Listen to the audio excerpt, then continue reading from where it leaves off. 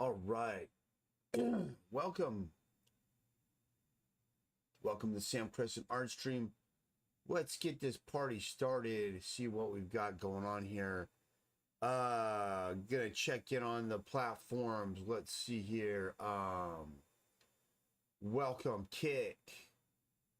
Kick is still booting out. Here we go. Yep. Twitch. Welcome, Twitch. YouTube. We've got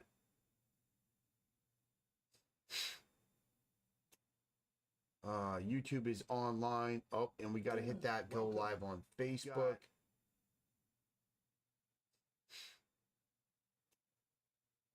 YouTube is online.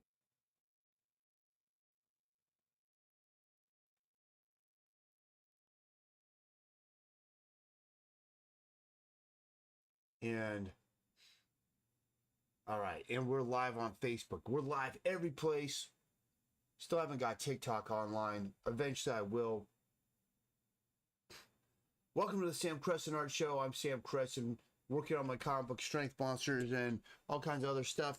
Today we're just gonna get going, get this party started, gonna warm up. And I'm gonna warm up today by kind of drawing a box, animating it. And let's get things happening here. It is Thursday, May 21st, 2026. We are cruising through this week and getting ready for the weekend, getting ready for so many things that are going to be happening soon.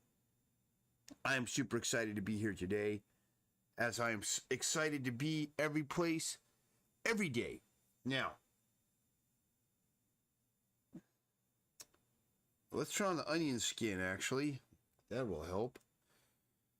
Now, all I'm going to do right now as a warm-up is I'm going to just try and get this box. I'm going to put this box into perspective, into some semblance of perspective, and see if I can kind of rotate it around. And that's basically it. That's the warm-up drill. Then I'm going to do some, we'll do some Bridgman.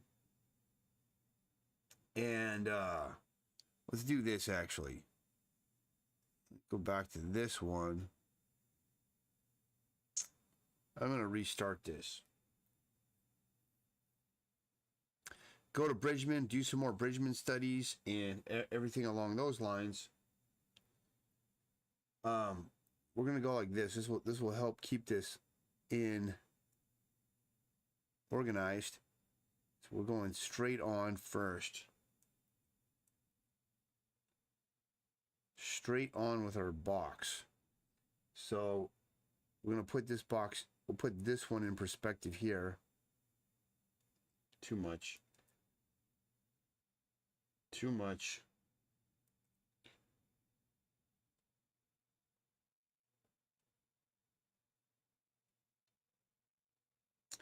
Throw it back this way.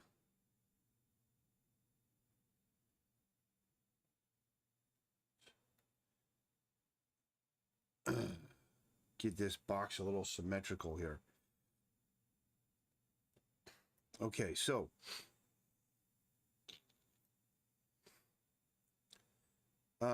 the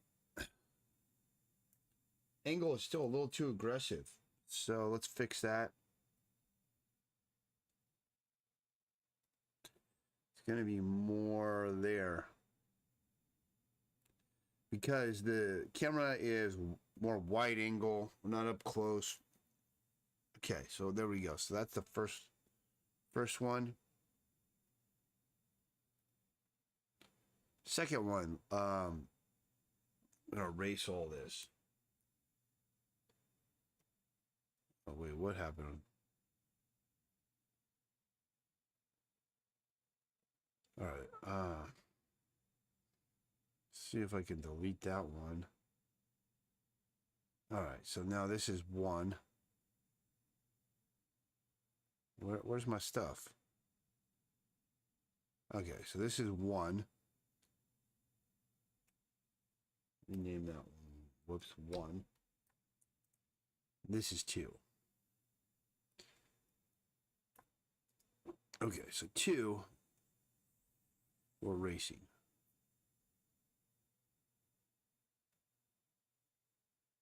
What is these lines from? It looks like I just did not get them erased all the way. But they are now. Okay. So now we go to 2. And we're going to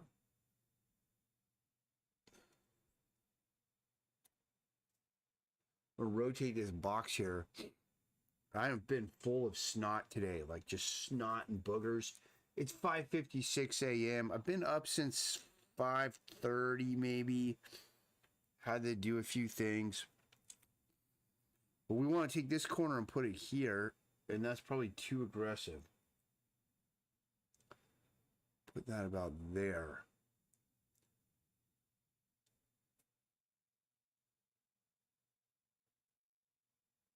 Something about like that.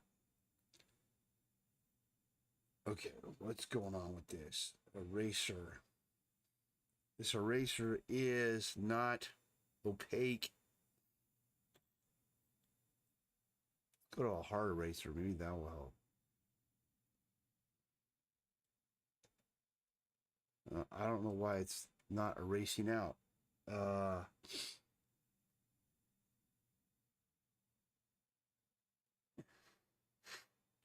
You go there.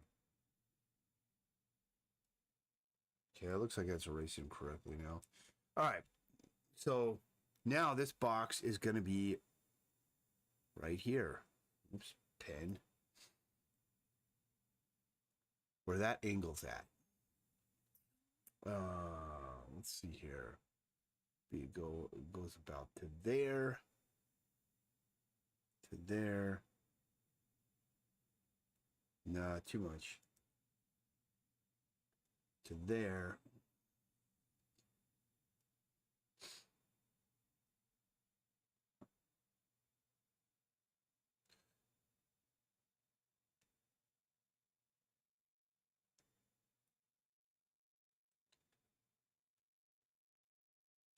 And that should do it for this box here.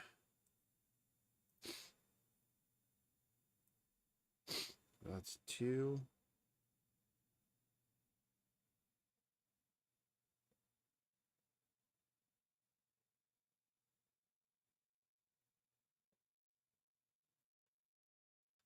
Add another layer, 3. And we are now going to get this one right here in the middle.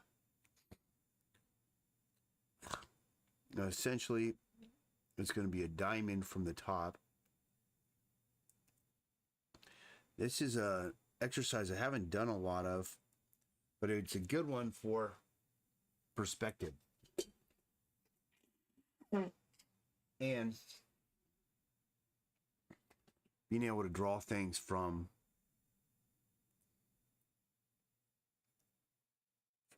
memory, from your mind.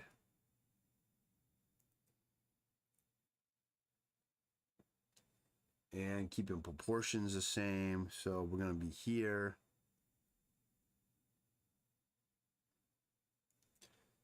Now, I still need a warm up. I can't talk yet. I've got to think, and I'll be able to start discussing things soon. There's a lot to discuss today. A lot of crazy things are going on in the world. We've got to stay grounded and focused on the things that we can actually control and do something about. And the rest of the noise, we need to just ignore it, navigate it if it affects us, and get through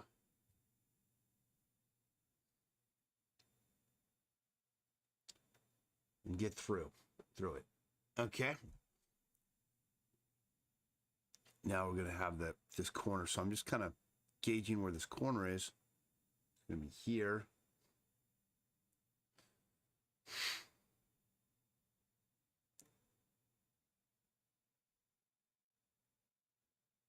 Something like that. Okay.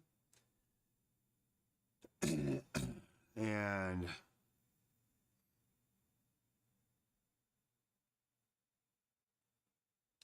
Let's see this box.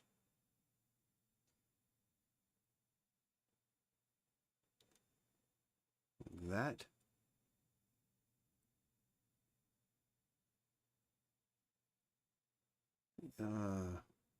Whoops. Fix this angle way too much.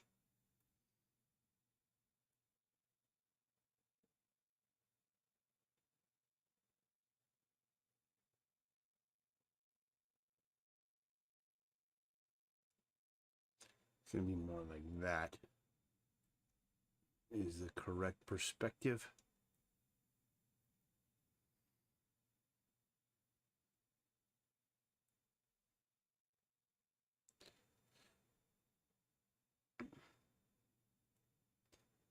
Believe it or not, this should be a no-brainer for me, and I'm having to concentrate like crazy to draw these boxes, which means I definitely need more practice in just these basic geometric shapes, manipulation, moving them around. And the last one, we're going to go back to the front. So this one's going to be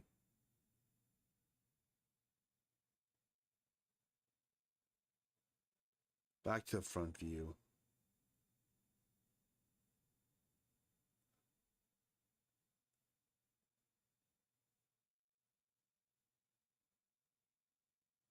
Too aggressive.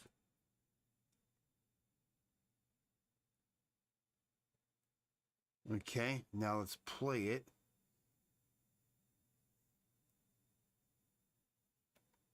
See what we've got. I don't know how to put this on twos, but it needs to be on twos. Let's turn off the onion skin. So yeah, I mean, it rotates. The problem is that I don't know how to set this to twos. I'll have to do that. I'll have to look that up for next time, so that it's 2 frames per second. So I would start doing that every day, just rotating a box around. And tomorrow, I'll figure out how to adjust the timeline in here. Maybe if I just duplicate each layer, that would probably do it. So let's go here and we'll just go duplicate.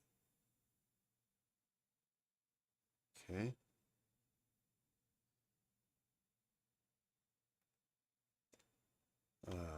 Duplicate. I don't know if this is actually going to work. Duplicate.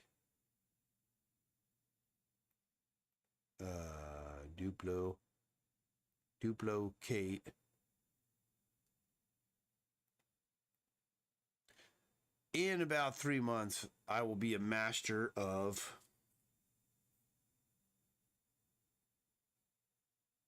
I think that worked. Well, here's how we can find out. Let's stop it. Put the cursor here.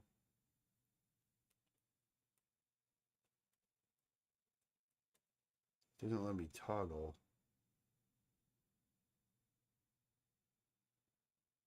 No, it's jumping. It's jumping over the bees. So I'll have to look up how to do it, how to set it so that we can animate on twos and not on ones. And also it's like we want 24 frames per second. I think this is on like 30 something frames per second. We'll figure it out. Let's move on. No, I don't want this in the animation folder. Okay. Bridgman. It's time to do some Bridgman studies. Bridgman, and more Bridgman. And when you think you've done enough Bridgman, you're going to keep doing it. Become a master of the Bridgman stuff. So, we've done these. They're very cool. Done that. Done those. We have not done our these. So let's work on these ones. All right. So move this over a little bit. as a reference. And it's supposed to be backhand view. I don't really like these because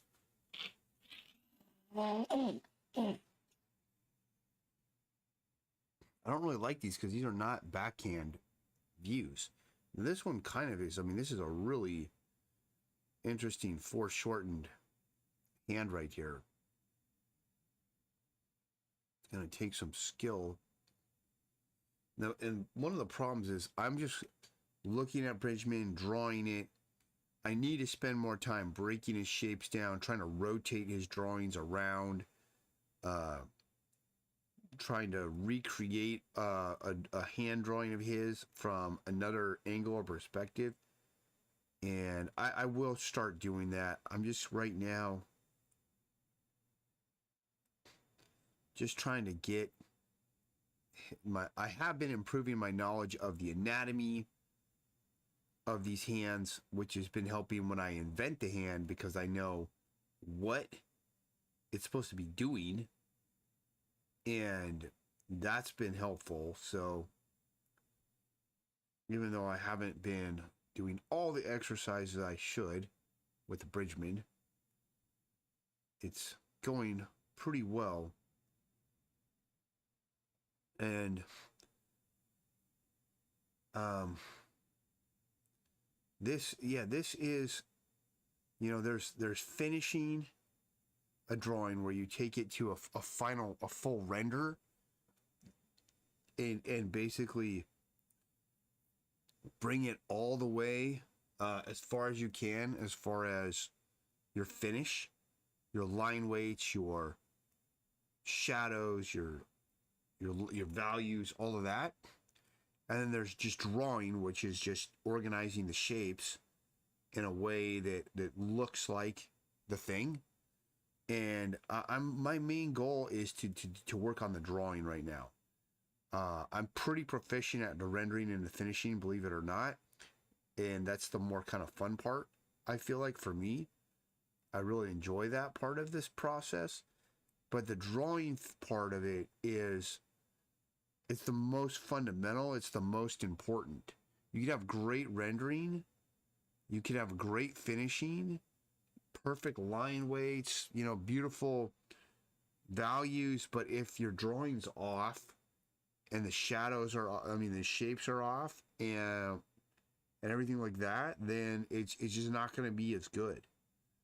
But if your drawing is on point, then even, you know, it's the most important. I feel like it's the most important element of the whole thing, of all the skill. It is the most and fundamental one that you want to be the most proficient in. So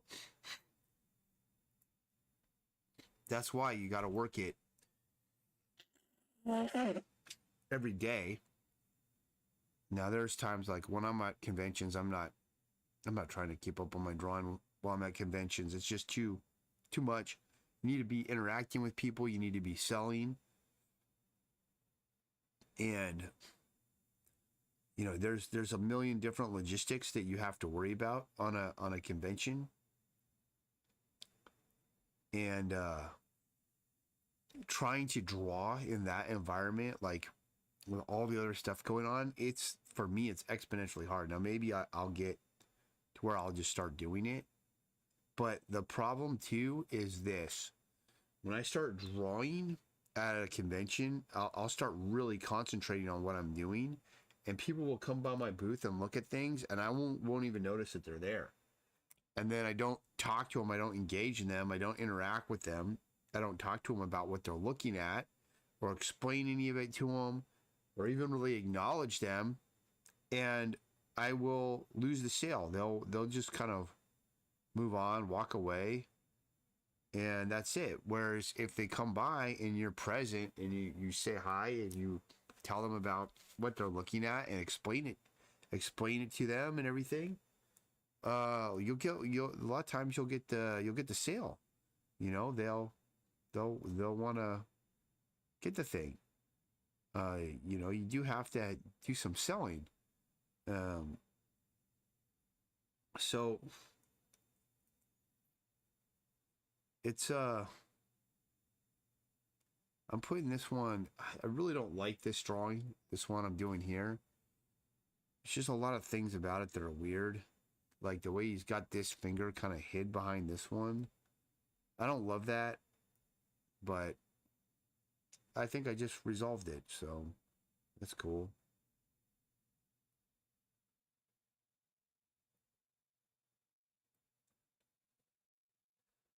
So I literally was having a hard time sleeping last night because I was getting so anxious about Phoenix Fan Fusion because I thought it was next weekend. And not this weekend, but the next. But it's not. It's actually, I have 2 weeks. I did not realize I had that much time, and thank goodness that that I do, because I was going, okay, there's no way I'm gonna be able to pull this off.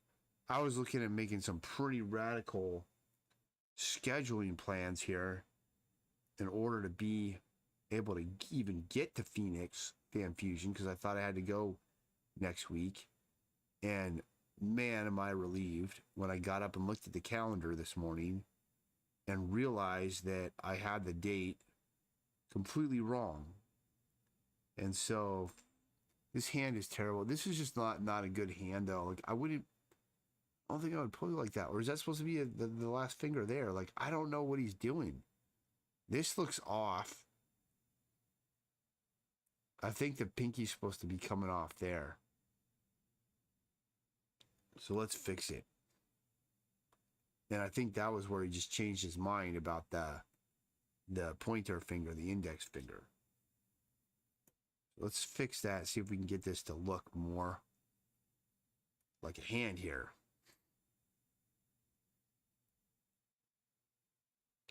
So now, this would be the middle finger here.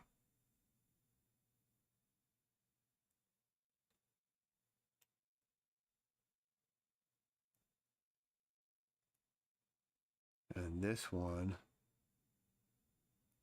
this might be a little bit big, but whatever. I hate this hand now.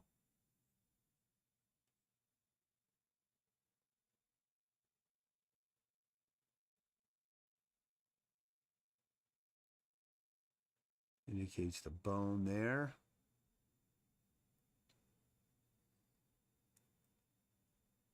Just keep that.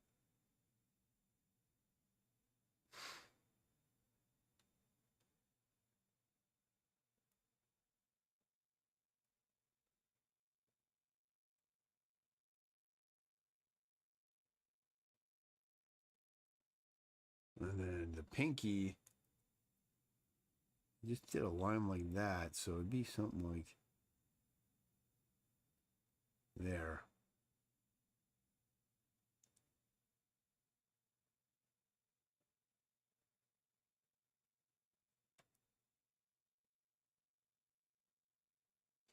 Something like that. I don't know how I'll get this thing going. It's a terrible hand, man. Let's just get a new layer and move on.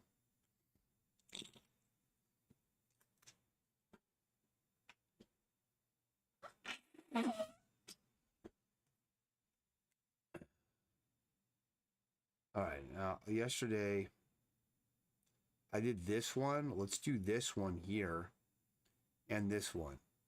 Because this is like, what was he trying to show us? That's the thumb side of it? I don't know. Let's get these two. Let's do these two. So move this over a little bit here and a little bit more.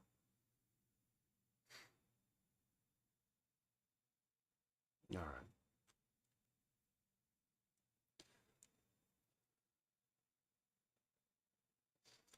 And I'm just going to get a big shape in here.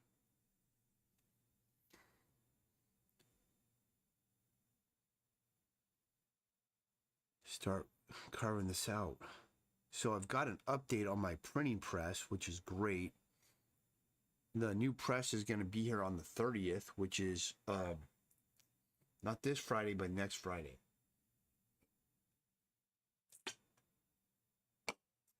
Now, it could come a little sooner, it could come a little later.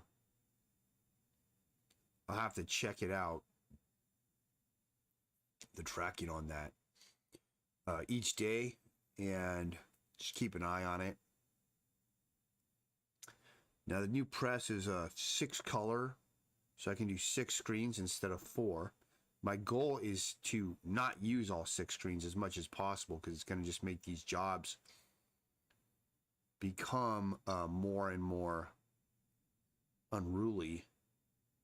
You know, we'd be in a situation where I don't want, you know, I don't want to have to do all that many screens that it's going to be really hard. But I have optionality, which is why I'm happy with it. I almost just stuck with another 4-screen press, but to force myself so I wouldn't create huge jobs.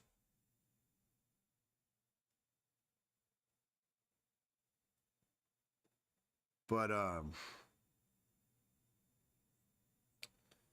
the thing with that is, I thought, you know, it's I'm upgrading, I'm spending the money.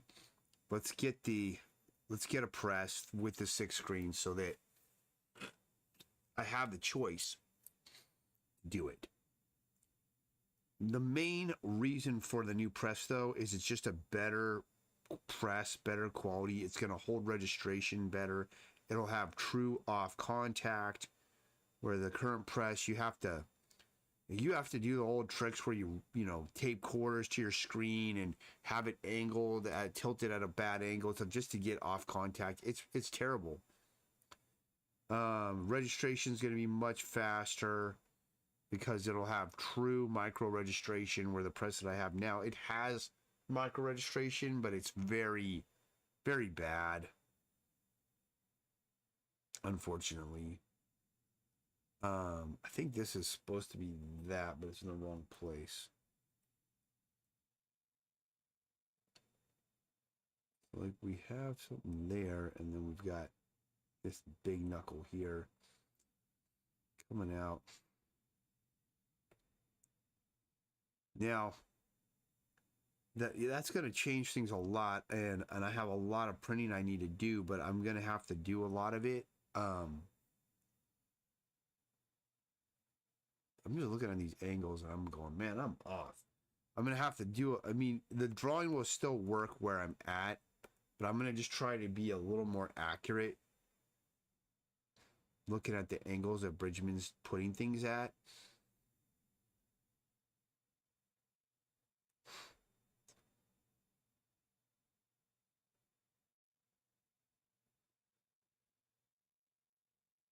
I'm going to have to print a bunch of stuff on the old press prior, or I will not have it for Phoenix Fan Fusion.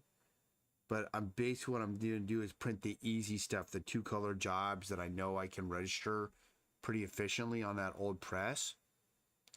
And saving the harder jobs, I have some pretty complex 4-color jobs that require bigger screens that don't hold registration as well on that old press, because it goes out of registration on those larger screens for some reason.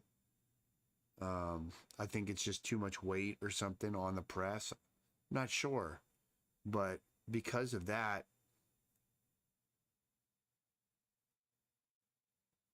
this is really cool how he did that.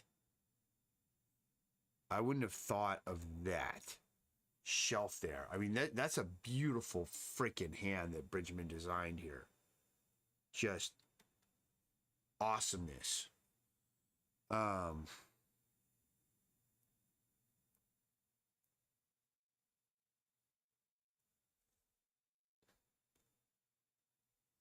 Love it. Let's get this next one here.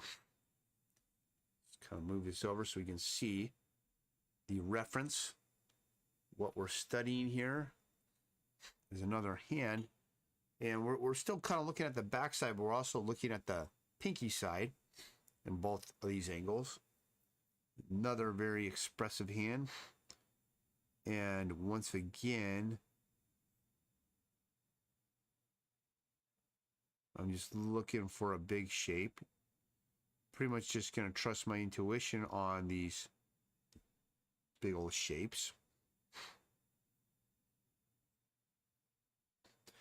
And I usually draw better when I think more organically than geometrically. Meaning, there's some artists that would be like, well, they would, you know, they would look at this and they would draw a box in perspective here, and they draw a box in perspective here, and you kind of have to, if you do this exercise, in order to rotate things, and I'll do that next. But right now,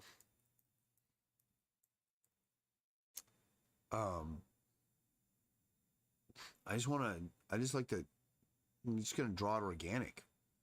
It's for me. It's the more natural way to draw things. And eventually, I'd like to get to where I can rotate my organic shapes around without having to draw boxes, because I really don't like drawing boxes. What I did do it today, and I'm going to do it more so that I get better at it.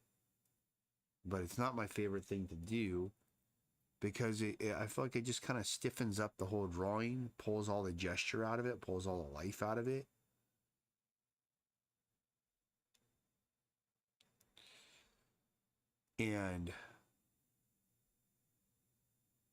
But if you can think in those terms, at least think in the box, maybe it'll help me. I'm not the greatest at that type of drawing yet, but eventually I'll get there.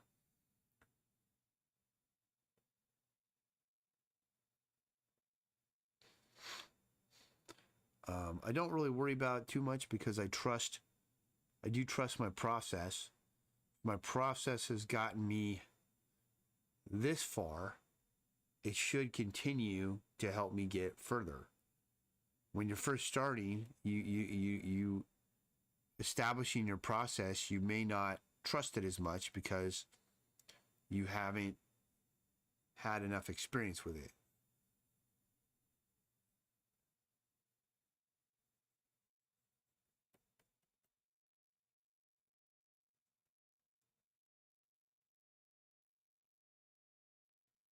Got a knuckle here, coming down in there, and this one's coming out. It kind of needs to be there more. I'm gonna erase some of that off.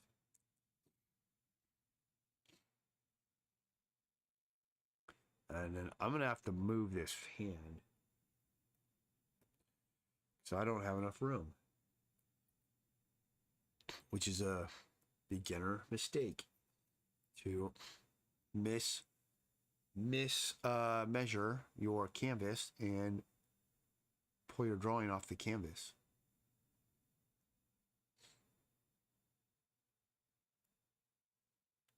Go like that, the line there, that's pretty close. It's maybe not quite that extended, so let's kind of fix that here. Maybe more there. Knuckle that up. There, that's a cool shape he put in. And we bring this down. There. He knuckles this in right here, and this is pretty neat. Brings that in. You know, a lot of drawing is just observation. You're observing the world that's around you. You're observing the world that you live in. Most people look at a hand, they don't ever look at a hand or pay attention to it. Pay attention to how, you know, how it looks, how it might work, how the shapes function, what's going on with a hand.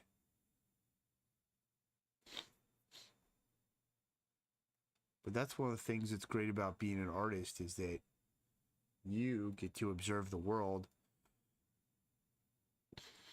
with a lot more perception, detail, and depth than what a normal person, than how a normal person experiences it. And for me, that's a lot of what art is it's this is still wrong. It's a way in which you can experience the world that's around you, and it's very enjoyable. and lots of fun.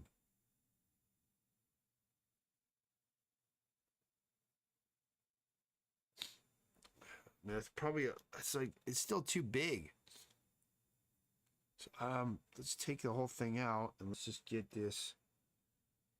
It's like we've got a knuckle coming off here. That's a little too low. Maybe it's there. Wedges up. We look at this angle. There. About. So that's already off.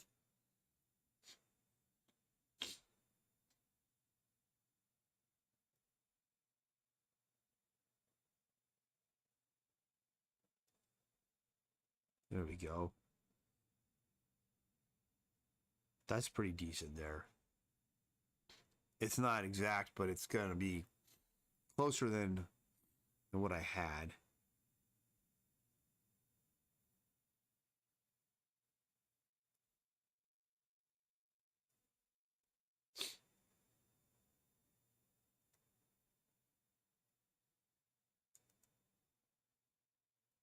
There we go. All right, that's decent. It's not perfect, but I'll take it, you know. Sometimes I judge our drawings so harshly that, you know, you're like, oh, it's not, every little thing's not exact, but overall, we got the drawing. We got the drawing in. So I'm not going to beat myself up over every imperfection. I'm just kind of going over these lines now, just kind of paying attention to how those shapes move, angle, and work.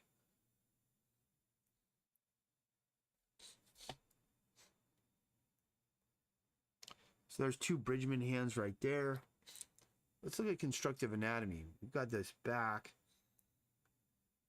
Let's work on this one here.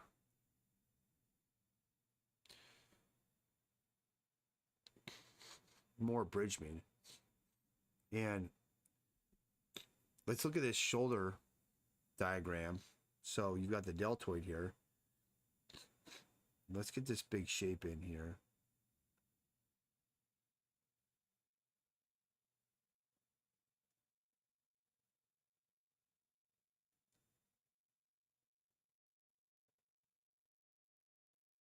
Okay, so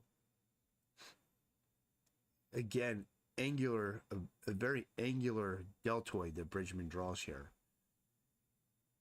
Pulls it in here.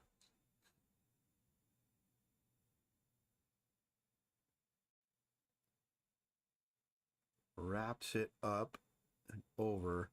And this is what's really cool is it's this thing looks like it's wedged on. It's looks like it's on the body. The tricep he has coming out from behind it. The heads.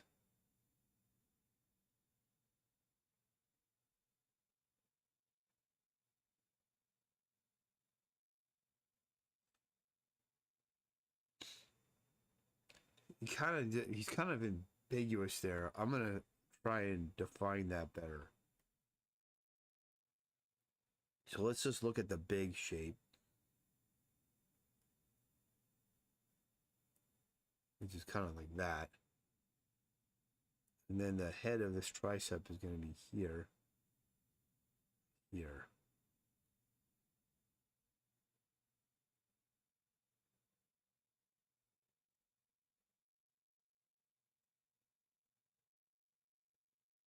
How we do this one like this.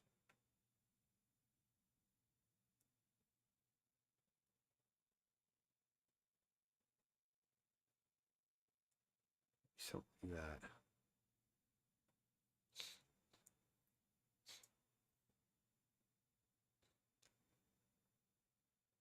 The neck column here. He's showing this is the trapezius muscle right there. So we have the scapula coming out, coming down, and up, showing the form turning under, and then we've got the lat, the latissimus dorsi muscle coming through, coming down, fascial material that it connects to, but when it goes into the lower back. And let's see, let's go to number 3 and see exactly what he's referencing, which is, yeah, it's the latissimus dorsi, the deltoid, and the trapezoid. So he's got the trapezoid here and there. And what you need to remember about the trapezoid is it's kind of a diamond shape. So it's coming in here and coming here, and he's got it coming down like this, and it goes to the middle of the spine. But there's 3 kind of sections. There's the upper, he shows it there. Then he's got the middle, which he's kind of showing here, and then it's got the lower section. And the muscle fibers are coming from the spine out to this way. But you won't see these lines, but you could see kind of some striations, some rendering there to kind of describe the form of the trapezius. All right. What else is he diagramming on here? What the heck? No, I don't want to do that. That's a shoulder girdle there. And that's an interesting drawing too right here. It looks like what he's drawn is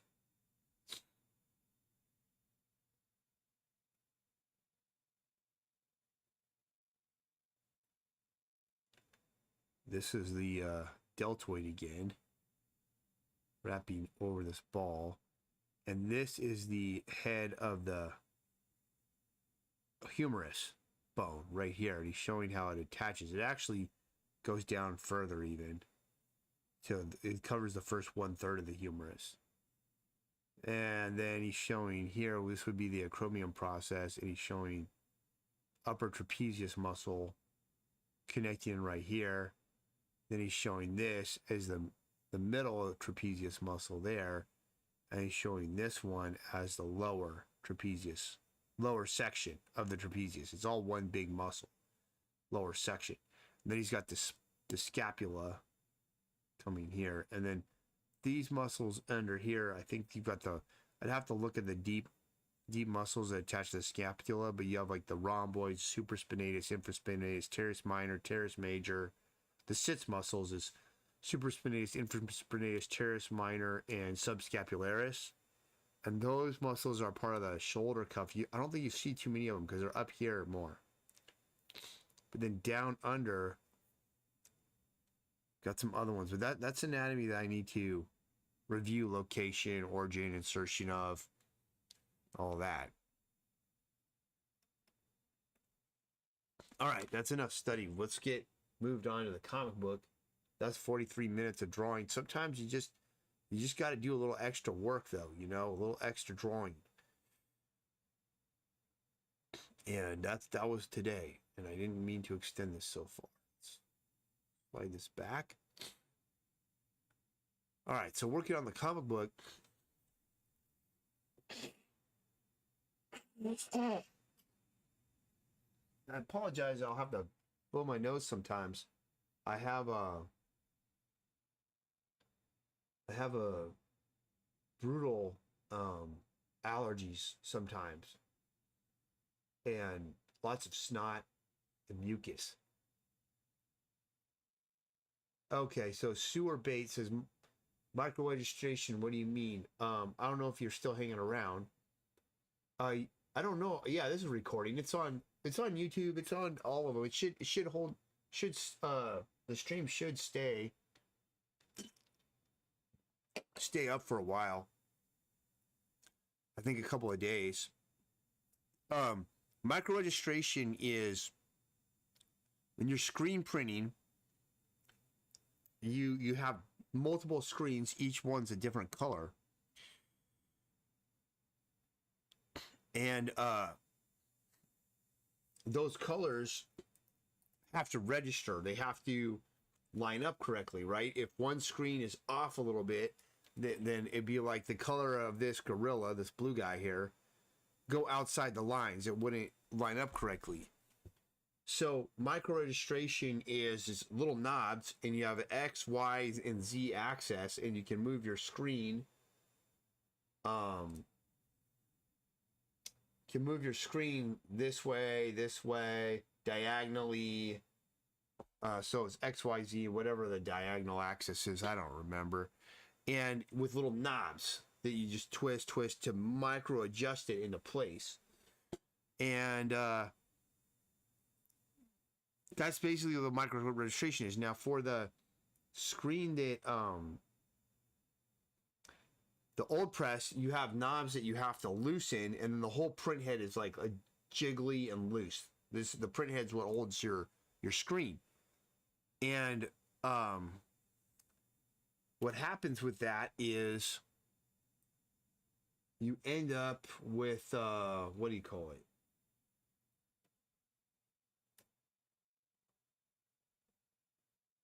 Then you're able to manipulate the screens, and then you have to retighten down the print head, and you can actually lose registration pretty easily when you're doing it, and your colors aren't going to be aligned correctly.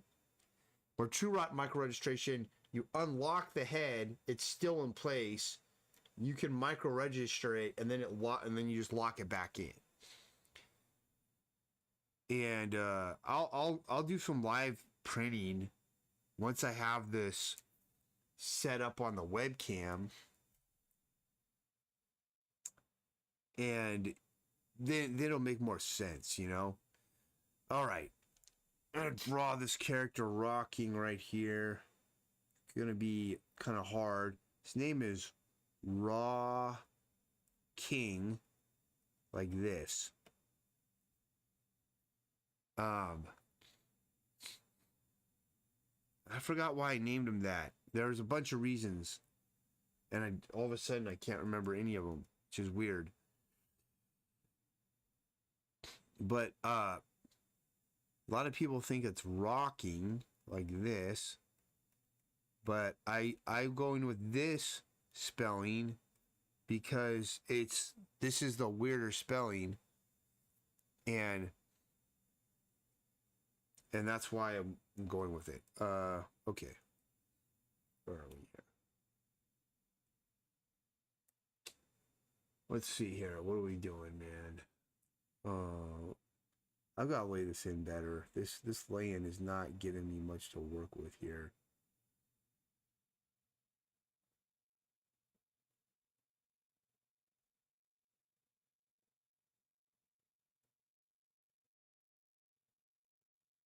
Yeah, sometimes when you just let loose, all of a sudden the drawing just materializes like much more quickly anyway than trying to do like a perfect little cute drawing right out the gate. Because I mean, now I'm making progress here.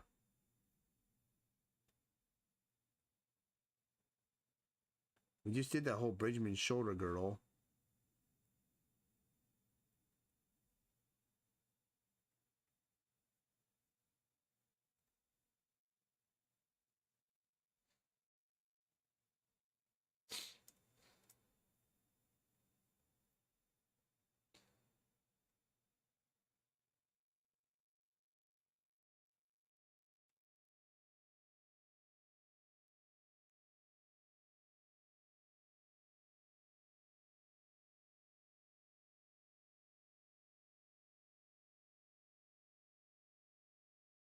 All right, let's see what we got going here.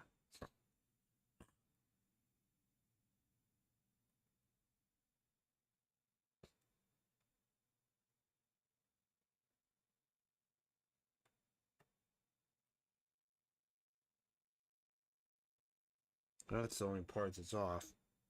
Fix this.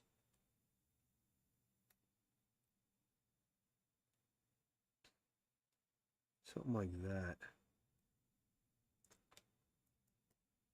Those legs are going to need to be longer. That's one thing that I'm always doing wrong, is kind of drawing my legs little bit too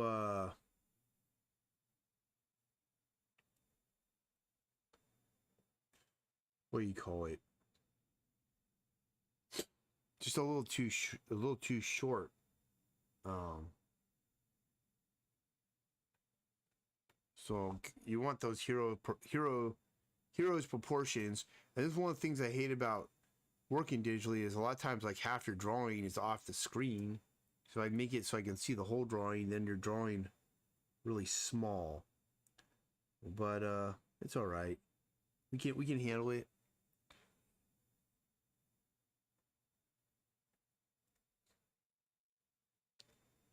Um, no. Just put a curve in right there.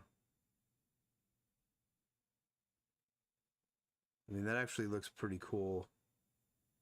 I probably will extend his legs even more.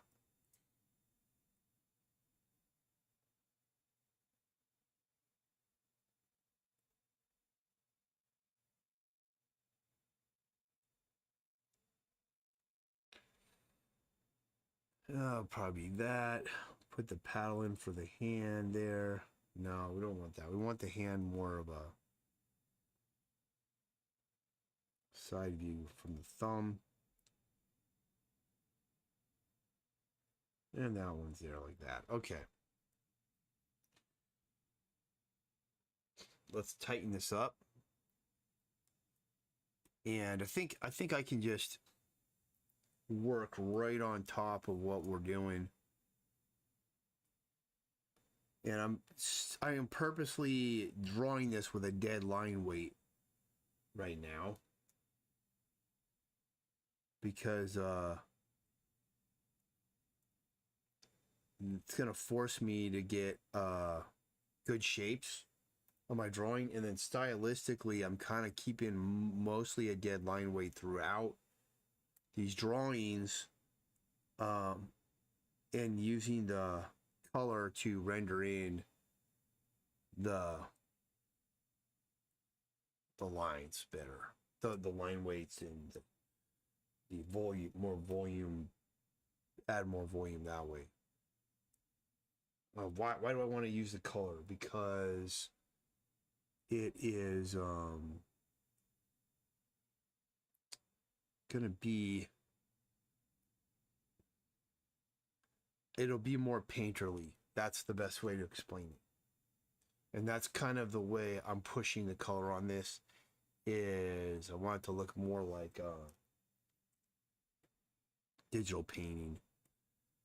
Yeah. Why are you giving me problems? Stinking eye.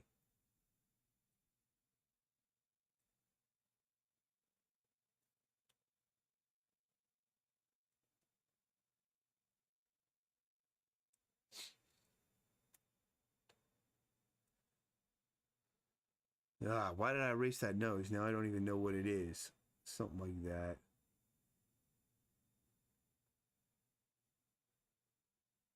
No.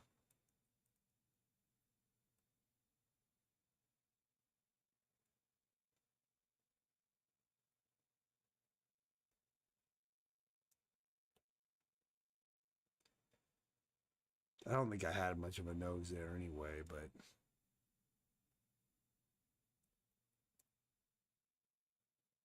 we had a nostril there.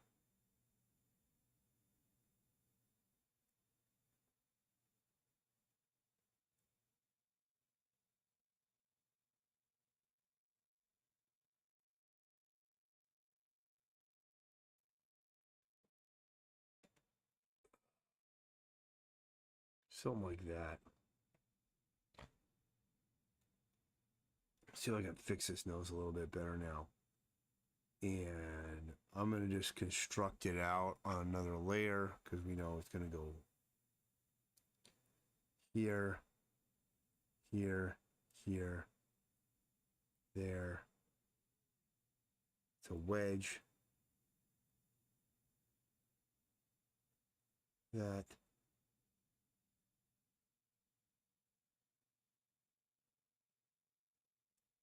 Something like that. Let's see here.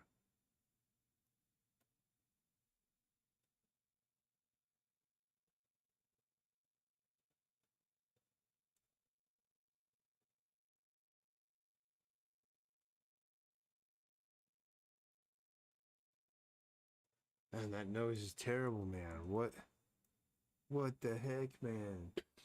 All of a sudden, can't get it in there right. I'm throwing it too far up of an angle is the problem. I brought it down a little bit more. There we go. Now I got it. So sometimes when you can't get it right, don't give up. Just think the problem through and you'll get there.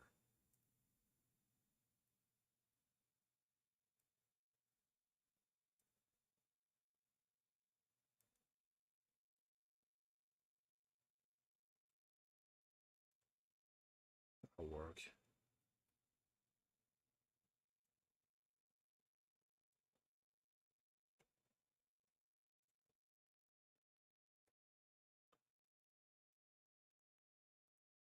The sternocleidomastoid, the SCM muscle. We'll get the Adam's apple in here. The other SCM muscle comes around. What time is it? 6:47. It's good. I'm glad I started before 5 a.m. It enabled me to, before 6. That enabled me to get more done. This is all wrong.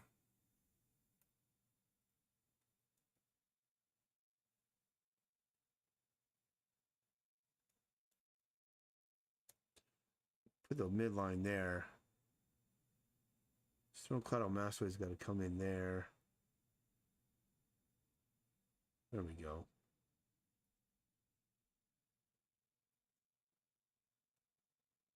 There we go.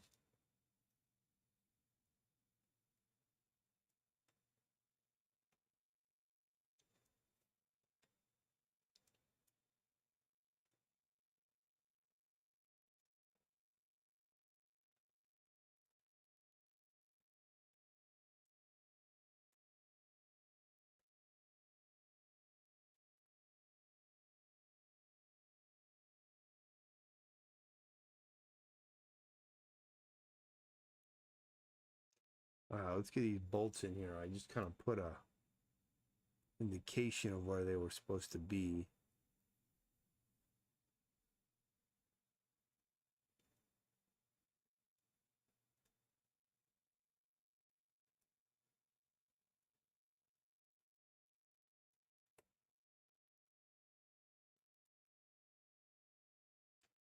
So I put in my application for LA Comic Con. That's gonna be in October, but I applied for Artist Alley, which I haven't done. Every time I've done LA Comic Con, I've got a booth. And I told the guy who always sold me the booth that I need to downgrade to Artist Alley. And then he never sent me the Artist Alley info when Artist Alley opened up. So I don't know if I'll get it because I'm not early. I should though. But if I don't, I will not go. I will not be there at LA Comic Con. It's just not profitable enough to justify a booth. I never lost. I wasn't losing money, but I wasn't making any money either at LA Comic Con with a full size booth. I was just basically breaking even 3 years in a row, trying to figure out if I could solve it and make a profit there. And the reality is, if I go to a swap meet by my house and make a profit, so why am I going all the way to LA Comic Con to not make a profit? Because their booths are so expensive, the parking is so expensive. Basically, everything around there is very, very expensive. Driving up there, parking, booth, we're talking in the thousands. And so I've got to sell literally, a few $1,000s worth of merch just to get back to break even, and then some. It just wasn't making any financial sense. And as a booth, the booth cost is just so high, and I'm competing with big, huge brands. I'm competing with Temu stores. I'm competing with Funkos. I'm competing with the weapons guys. I'm competing with the Lego minifigs, and I'm trying to make profit on original work, which is not easy to do. So if I don't hear back from LA and they don't let me in on the Artist Alley, then that's it. I'm gonna be basically done with LA, and I'll go someplace else that weekend and make some money there. I don't need to do. Man, there's no point going to LA and not making money. And that's how I feed my family. It's how I pay my bills. It's how I support myself. So I can't mess around with it. And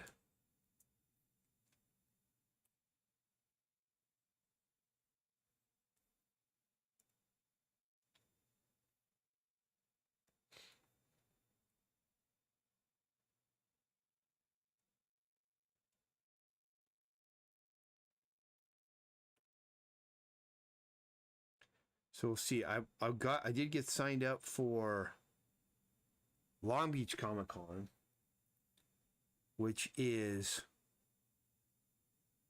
in September, I think. Long Beach Comic Con used to be a great one. It's struggled lately, but it has a new owner, new person running it that's runs a lot of shows, but they're all smaller shows. It's not some big corporate, like Reed Pop or something, or Fan Expo. And it's so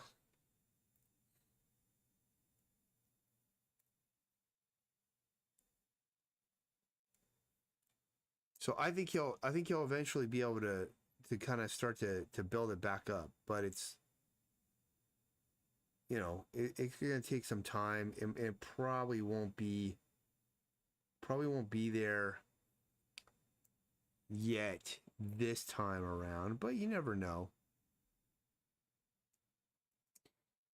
The booth is fairly inexpensive, so I don't need a lot of sales to make a profit at Long Beach. I mean, that's the crazy thing, is Long Beach is like a tiny show compared to LA. LA will have 100,000 people go through. Long Beach will have not even a fraction of that, maybe 2,000 at the most. And yet I'll pull more revenue out of Long Beach because one is it's so much less costly to sell there.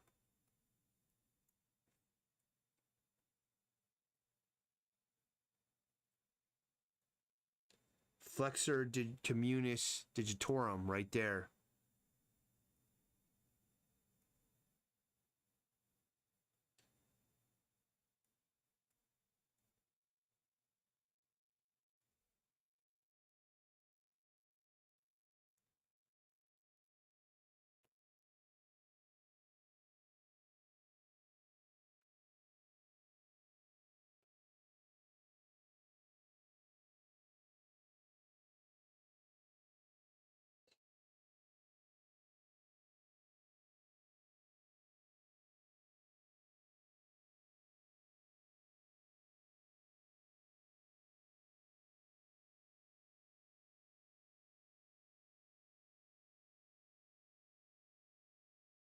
Then we've got this muscle here, which is the interosseous.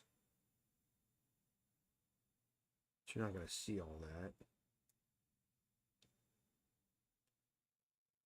Tendons of the flexor communis digitorum. And then we know that there's veins that cross here and come up.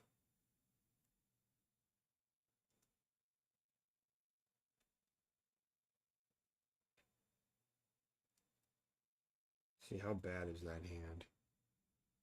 Pretty terrible. Oh, and I forgot, he's supposed to be holding hands with baby monkey. So let's just fix this a little bit. First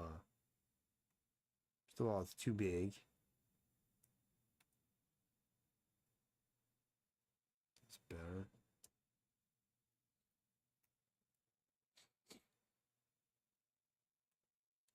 This looks like it's rendering and not tendons.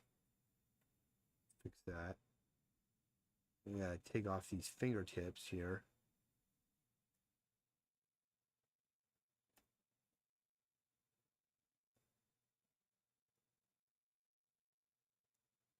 Do something like that. Too much thumb there.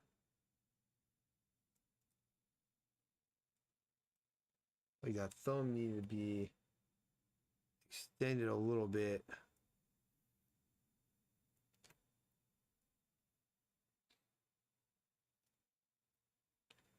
Not like that one. Let's put the elbow in here. No.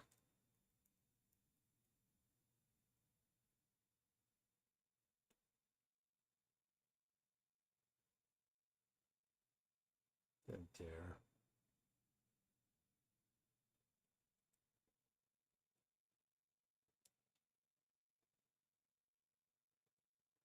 And the brachialis muscle right there. Brachial radialis.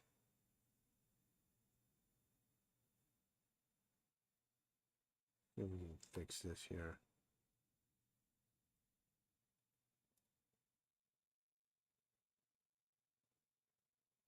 Something like that. I don't love this, but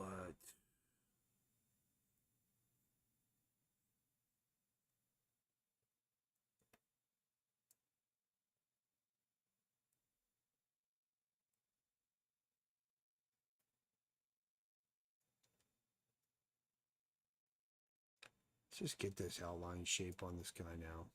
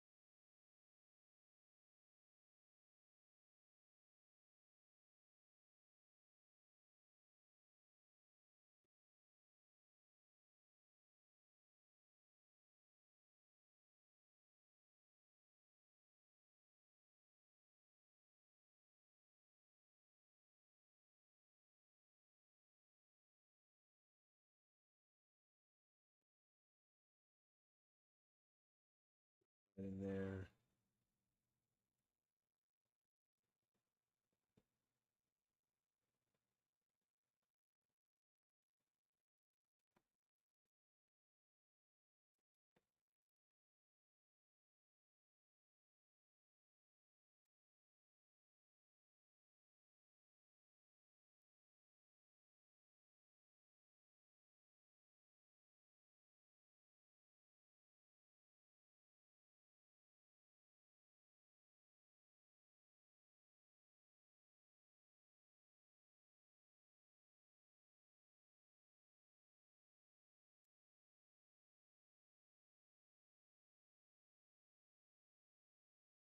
Hmm.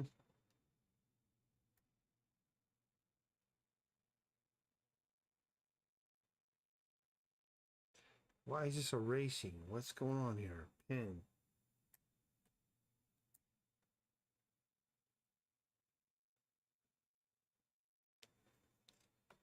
I don't understand. All right, there we go. It was like glitching out.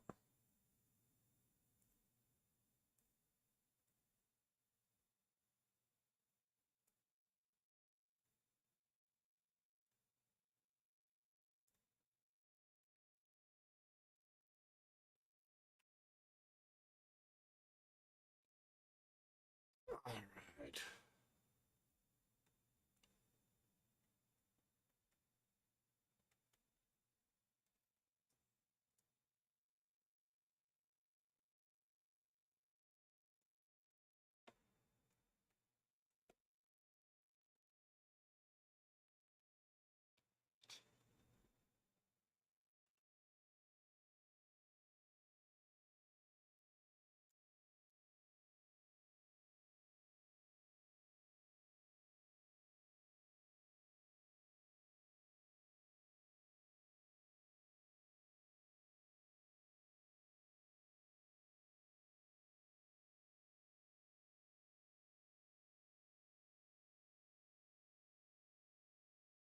What the heck?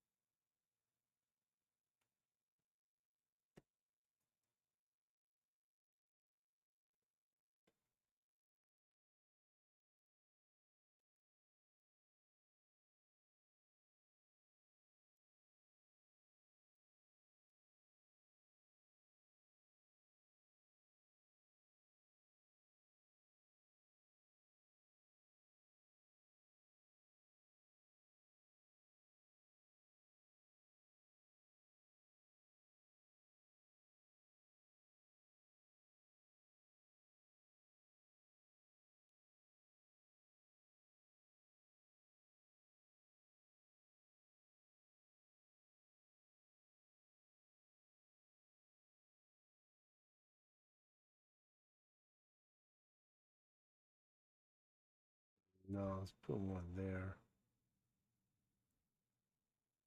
Good enough.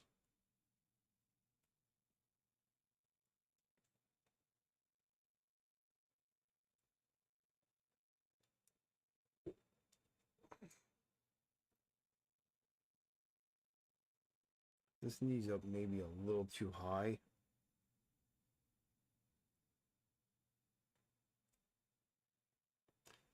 That's why I was looking weird.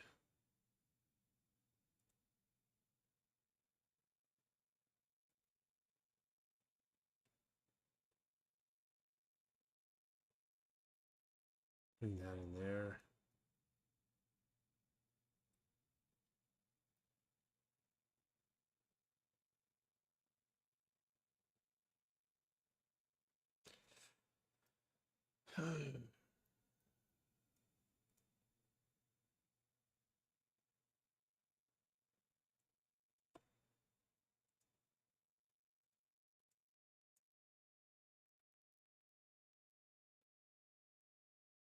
See if we can get this arm fixed here.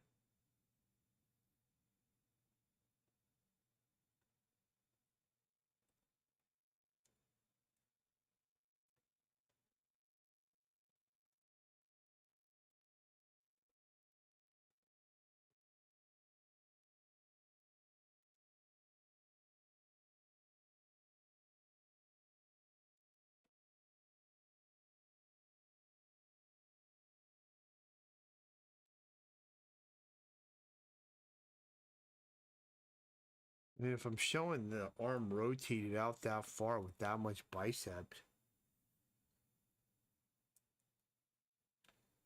I don't think that's what we want.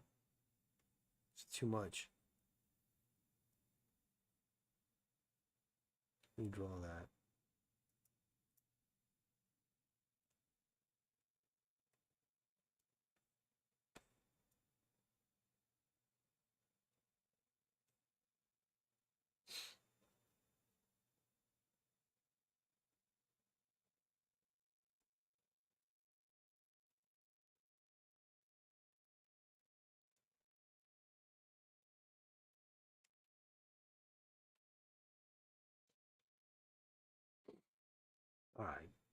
trying to continue to get this forward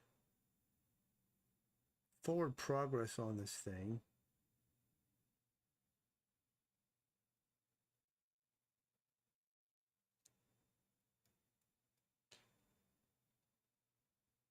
Like where I was going with it.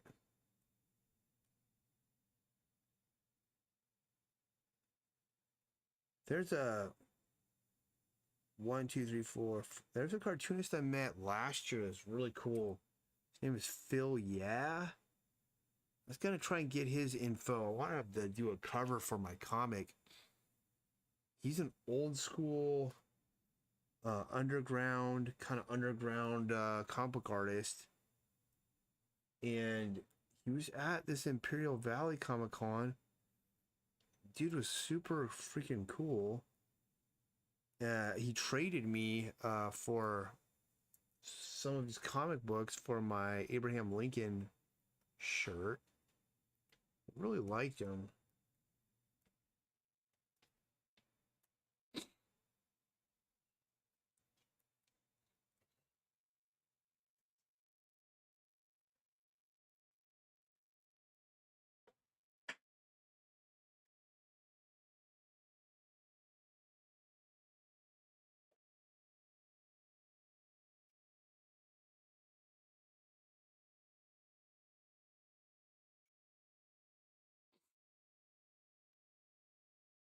Not what we want. Let's get this all put in final lines put in here.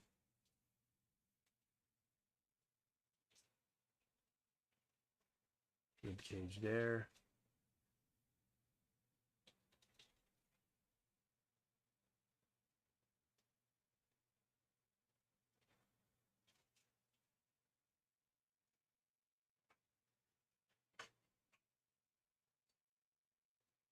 Look at that there.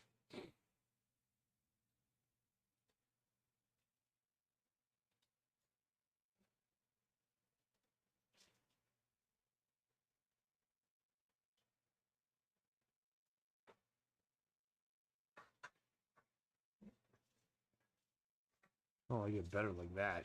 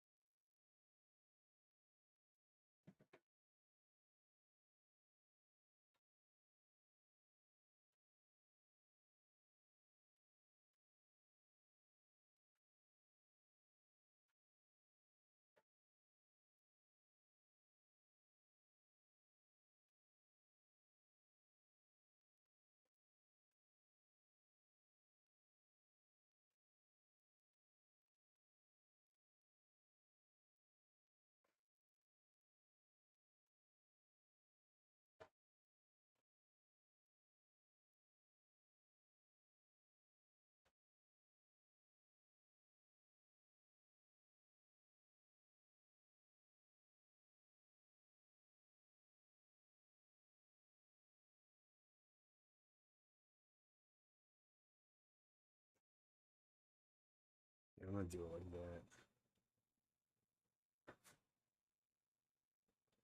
that. And I changed my mind again.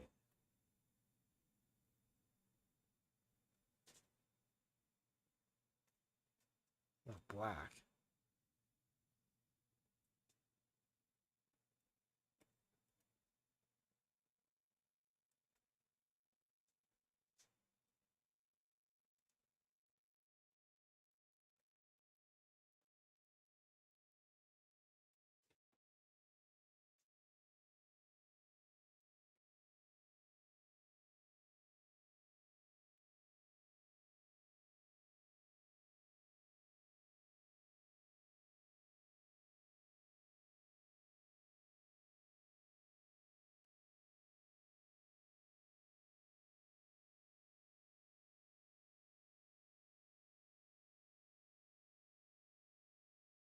Mm.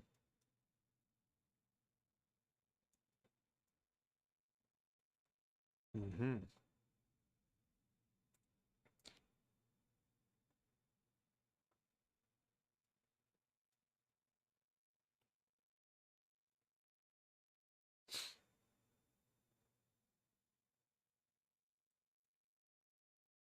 don't want that to do that.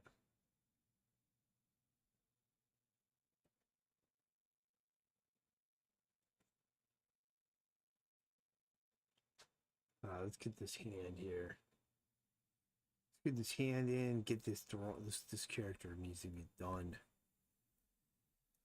I feel like I've been picking away at this guy for a million years. His legs are way too short. I'm gonna extend those in a minute. I think part of the leg problem is just not being able to see the full figure. I just got to remember, like, make the legs longer. There's that dorsal interosseous.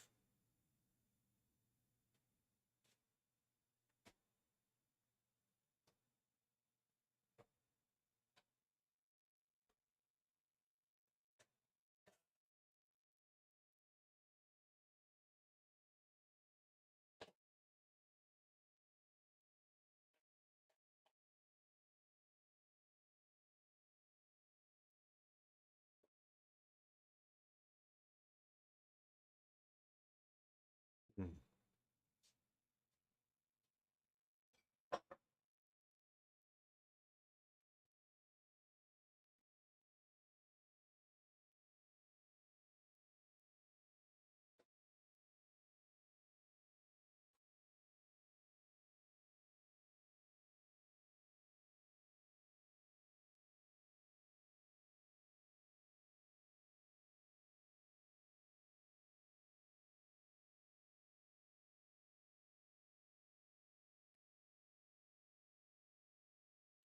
One of the things I need to look at is how he kind of, Bridgman kind of ramps this hand here. He kind of sets this pad here, kind of ramps it.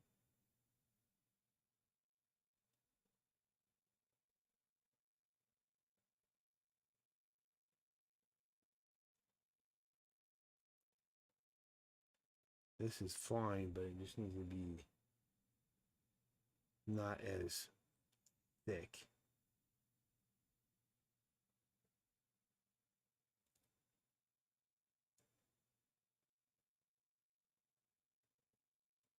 Too much going on in here.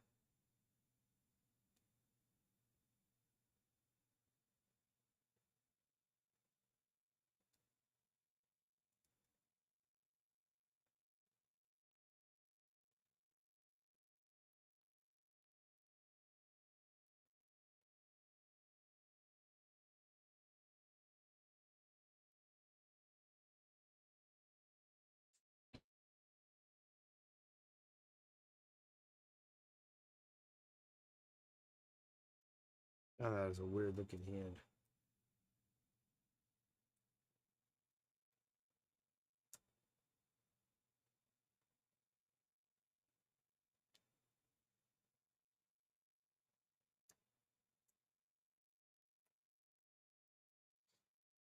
Maybe a slight improvement, but not much.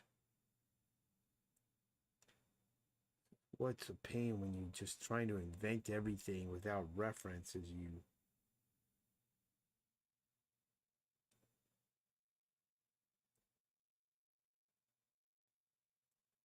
sometimes get stuck.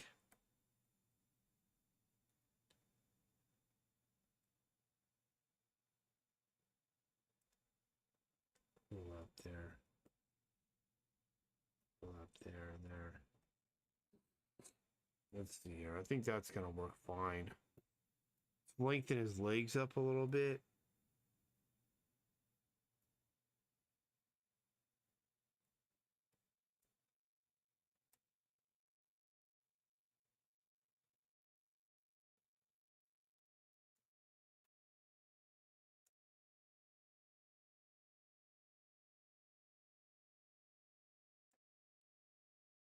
That's a bit better.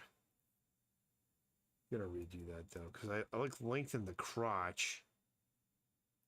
And we don't want to lengthen the crotch. We just want to lengthen the legs.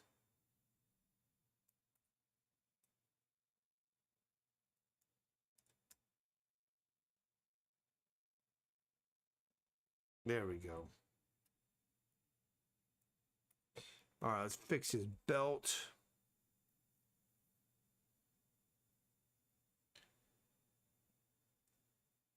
Now, this guy is basically there.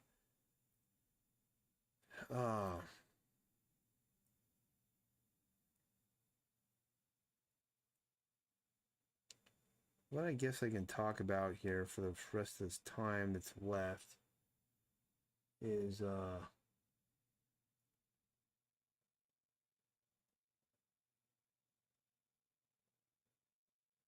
don't even know. What I should be talking about is a Strength Monsters comic book project. And I think one of the things about this project people ask about it is this is one of these projects where you can't see that I have a specific vision for it, but other people don't. They won't see that until they see pages and work that's further along.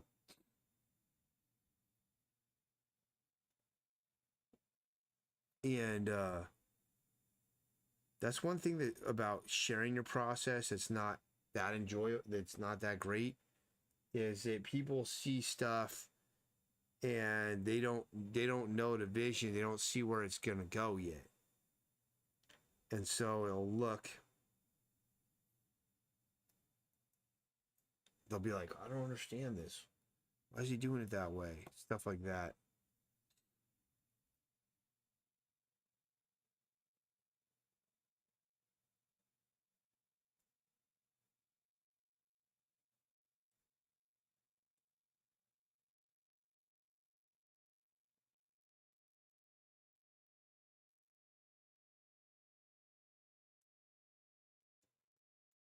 Yeah, that's pretty cool.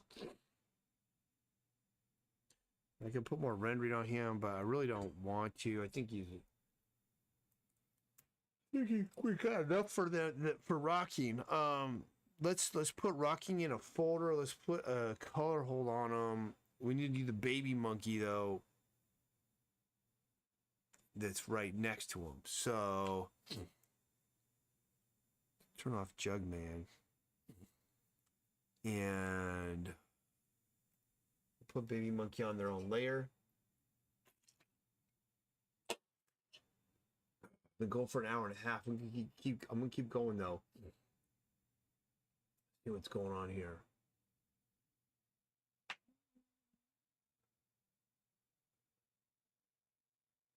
Okay. Some weird chats over on Twitch. I definitely got to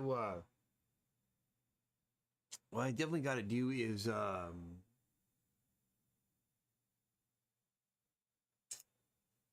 configure the chat so I can see it. I still haven't done that.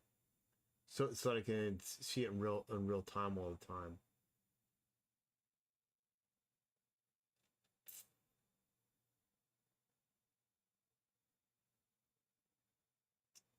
But let's see here.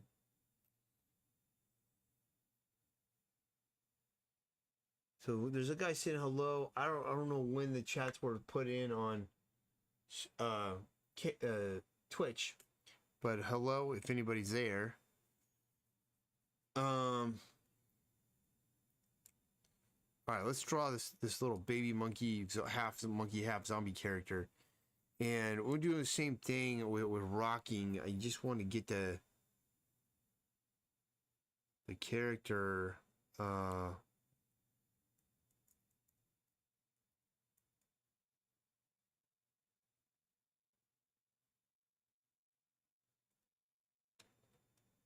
Drawn in.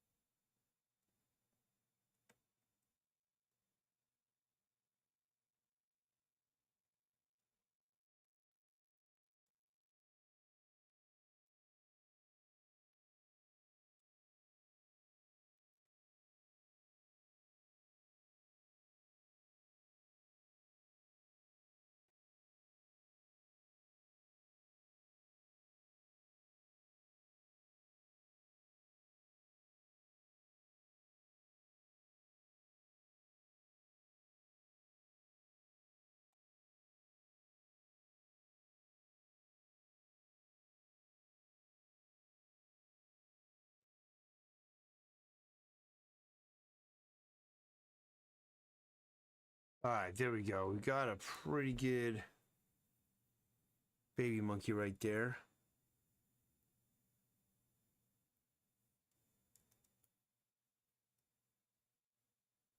Let's just do this. It's gonna be twice as fast if I just knock that down, pull up another layer, and then just ignore the layer below it and just draw it out.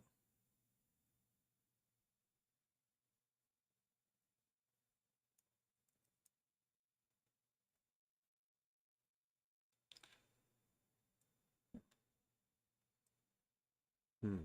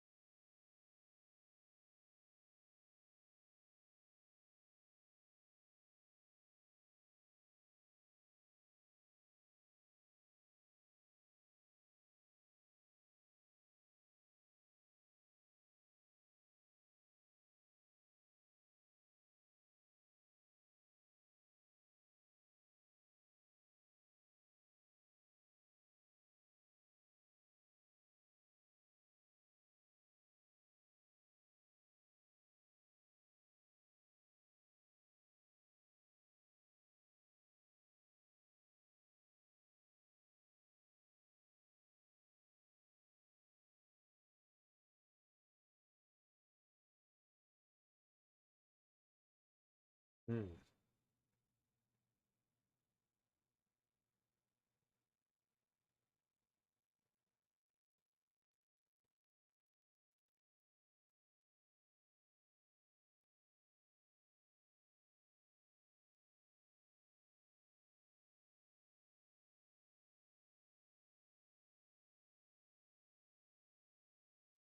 Really, the ear for this guy is just kind of that.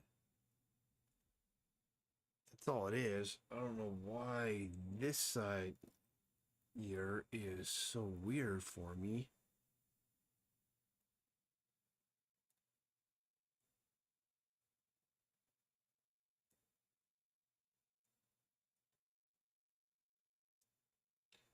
This is really weird, really grotesque. Let's kind of get what I did here was a little bit better.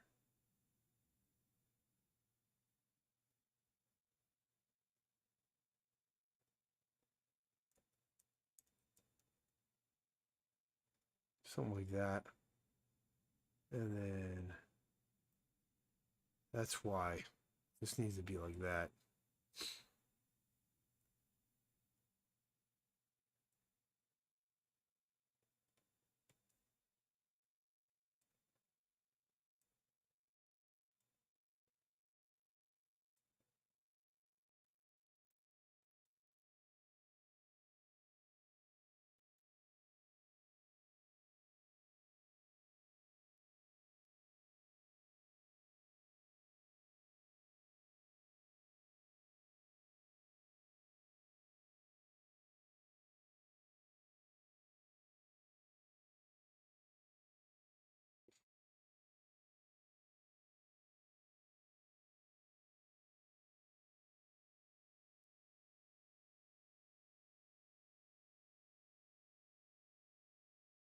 Go more there.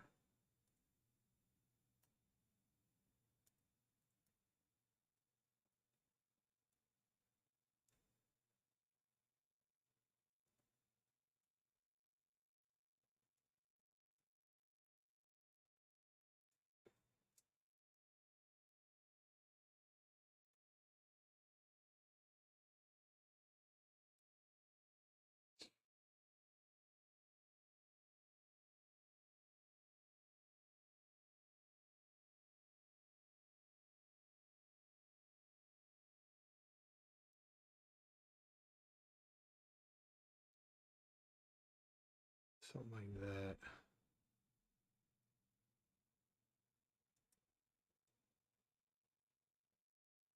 This is gonna be the thumb side. That's why it looks weird.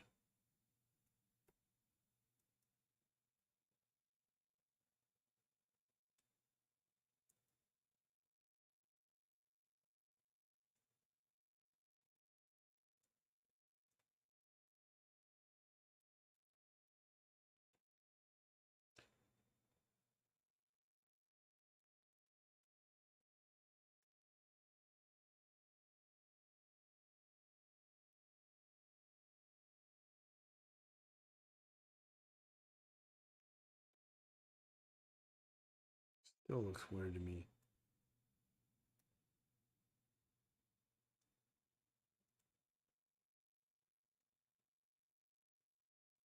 There we go.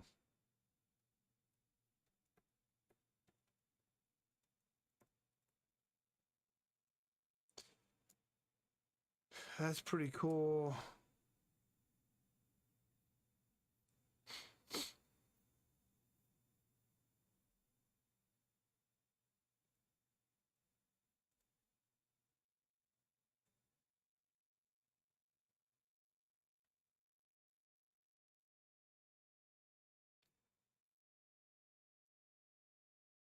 I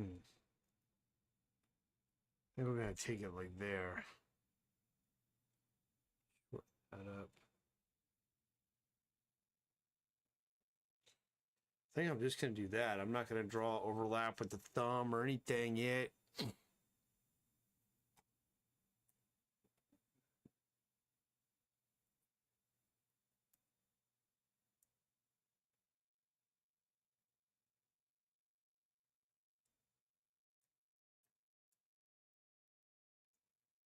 That's pretty good.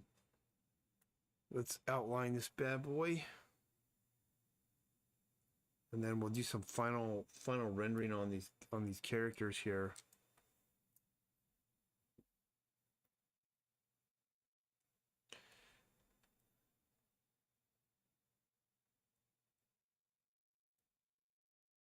Yeah, I'm gonna work after I'm done with this. I'm gonna work on some color adjustments. Still working Photoshop for that still because I haven't spent enough time in Affinity Pro or anything yet to get out of it. So I'm getting really comfortable with Clip Studio.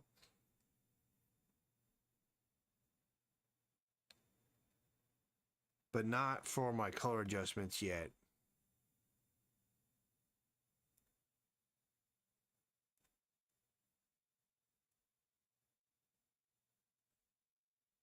All right.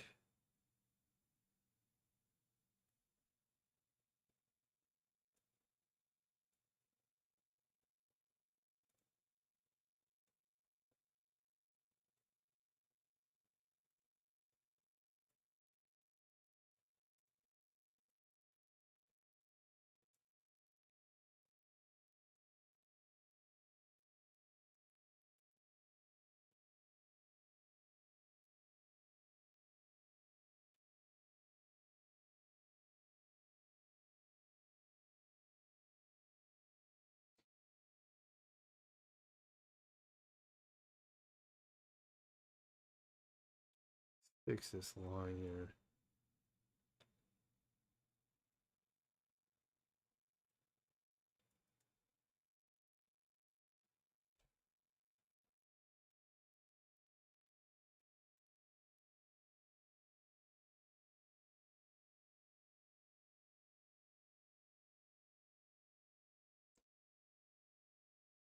That's pretty cool.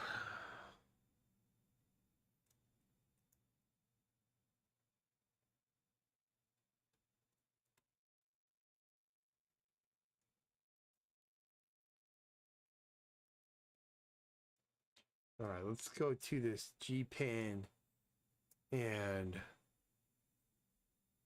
let's see what we can kind of get away with just dropping in some shadows on this thing.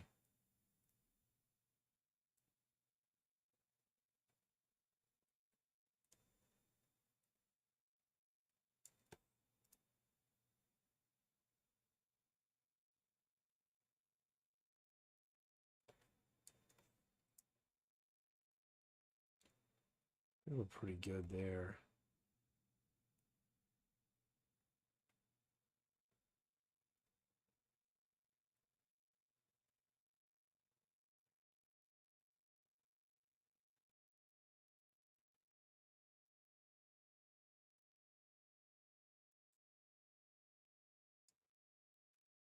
I think it's pretty good right there. Pretty cool. And what I'm gonna do is turn on Jugman again, and then we wanna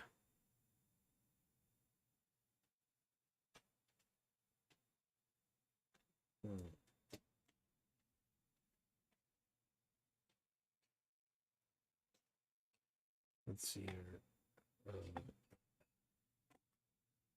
Edit, copy, edit, paste and show position.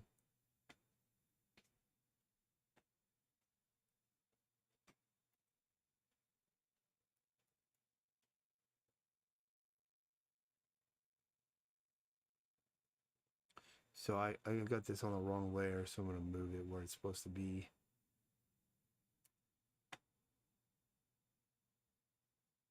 And on this one,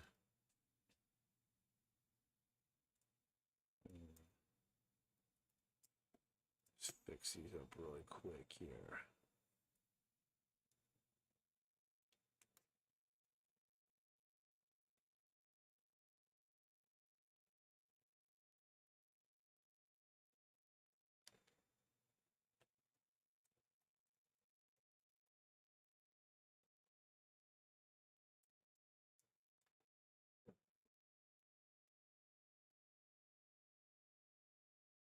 Fix his spelling.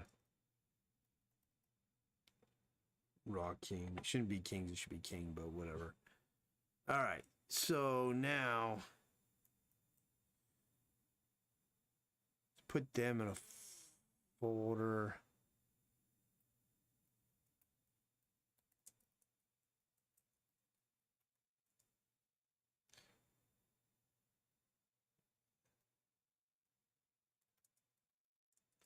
And they're going to have their own folder in here.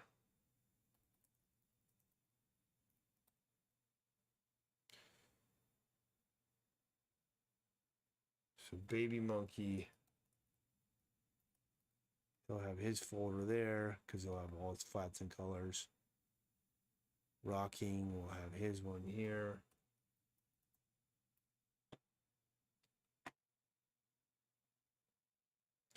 Have all his stuff. Can do layer here. Be the flats. I'm just doing the flats as I go now, so that I'm not having to do an entire flatting day anymore, because those are just brutal. You don't get as much drawing. It doesn't feel like you make as much progress.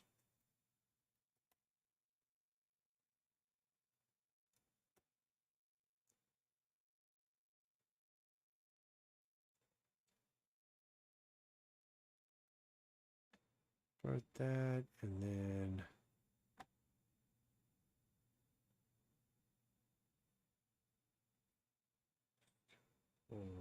here more.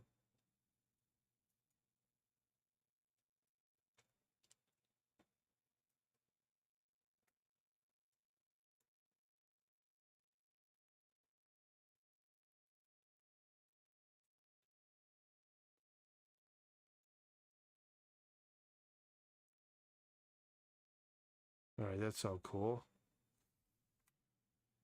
Got him flatted in there.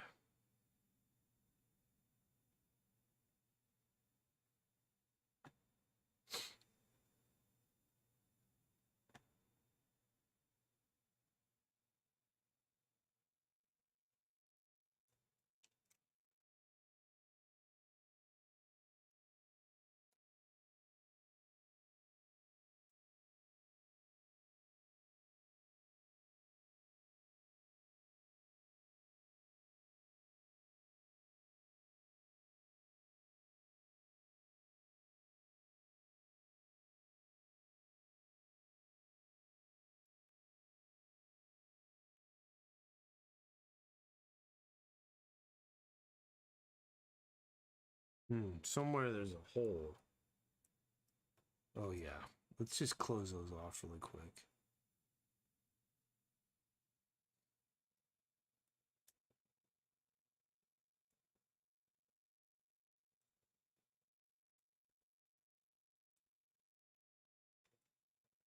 I'm just closing off these little gaps so that I can select this character entirely.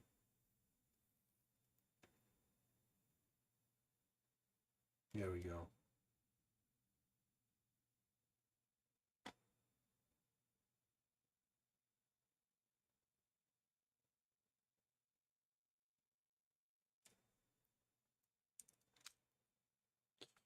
Pretty cool.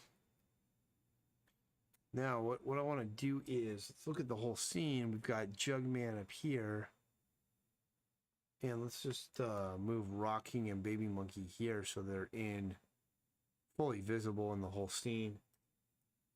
That's pretty cool. Rocking's got a pretty relaxed looking stance, the whole thing there. It's working pretty well. So let's save this. Save. Let's screenshot it so I can post it on social media and stuff.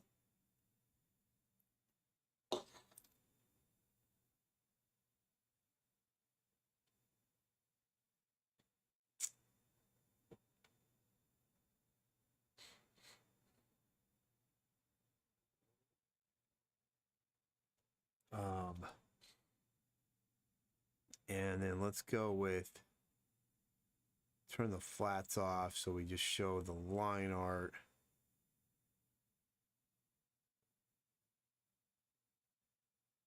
We'll put Evil Robot in the scene with them just so that I build the character, the trio. Now I forgot to put all Baby Monkey's gear on him actually, so we have to do that. Let's make another layer on top. And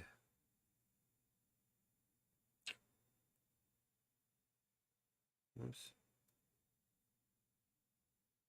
What we forgot about was that Baby Monkey has a bunch of gear. He doesn't look like that. He's got a backpack. Got a canister on.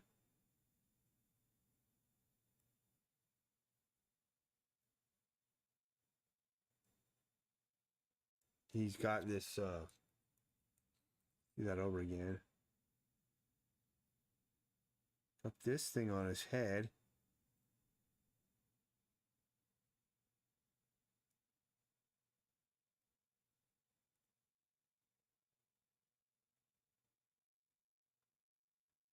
That's not that good. That's not that cool. Let's do more like this. There we go.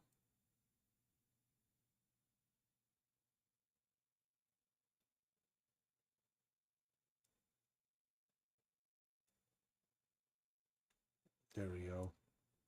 He's got these canisters on his arms here.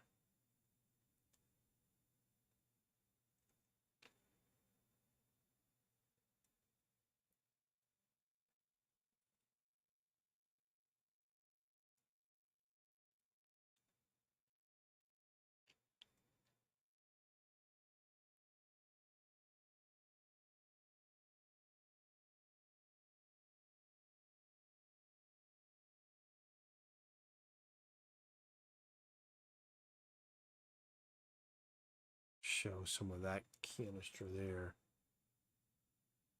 That's basically the whole thing.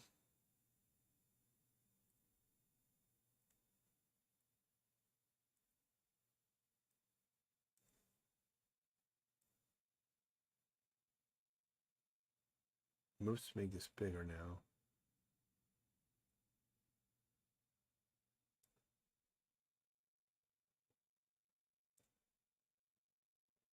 So yeah, I forgot the whole apparatus that basically keeps his character alive. He doesn't like having to wear this thing. That's why I keep forgetting to draw it.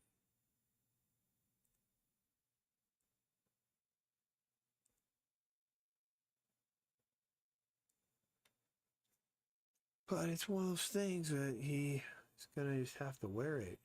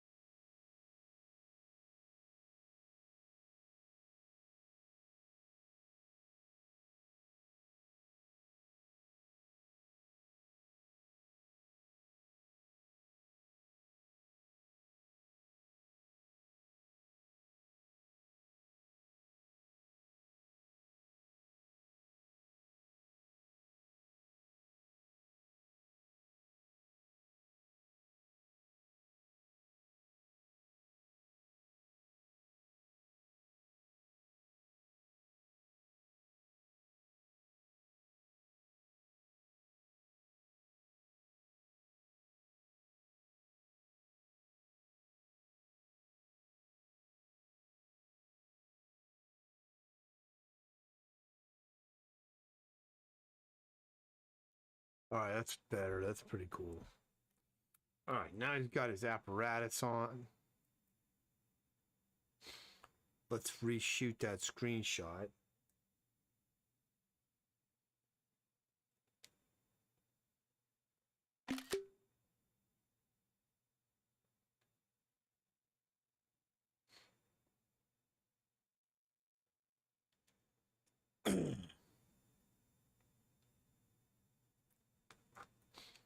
And then we've got to extend the flat colors on Baby Monkey.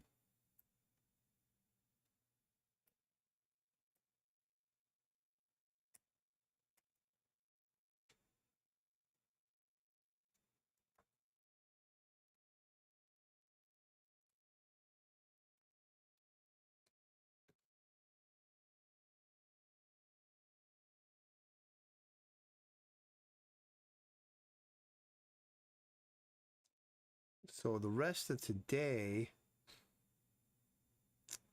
I've got to go do coach a wrestling practice in a little bit this morning around 10:30. And I'm going to stop by the screen print shop on the way back and grab a couple screens that I need. I've got these shirts I'm going to put in the washing machine right now because I ran a full test on the curing of the ink, of this discharge ink. I had to dial it in. I believe I'm done.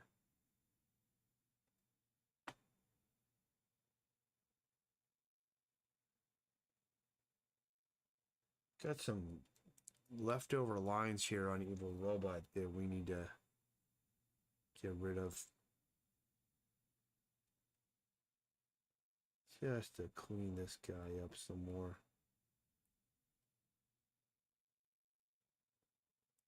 Okay.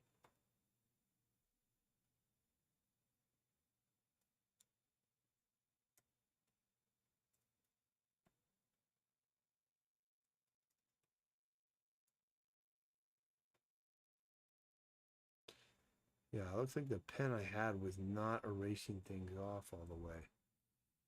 All right, that's pretty cool. Let's fix this gorilla.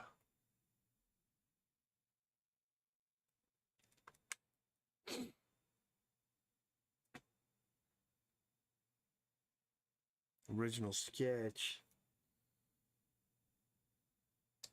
That's the scene as it stands right now. We'll keep working on it. The characters are all having their final meeting.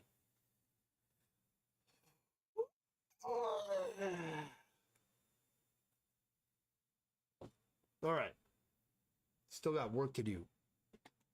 That's saved. I'm going to go wake some people up, and then I'll be back, and I'm going to work on some coloring. Drop my mouse pad. Check the chats here. Not much going on. So I'll be back in just a minute.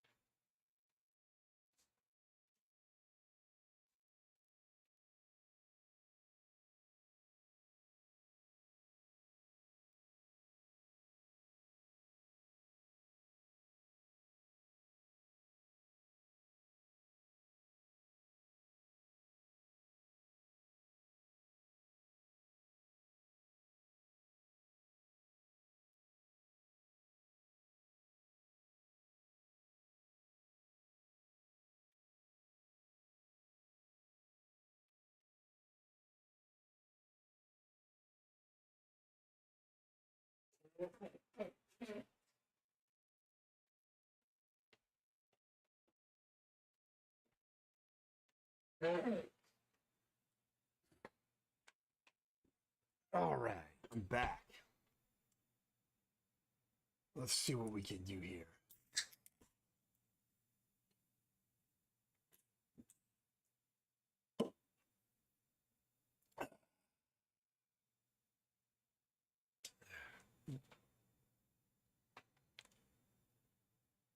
All right. This is saved, right? Yeah. What did I just do? Opened up a document. So let's save this one. Save as 5. What's the date today? 21, 26. Warm up. Been saving the warm ups. I don't know what I'll do with them, but it's a record. Close those. Close this. All right. Let's open Photoshop up.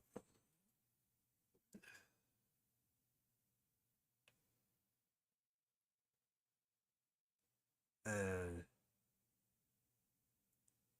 here's the one.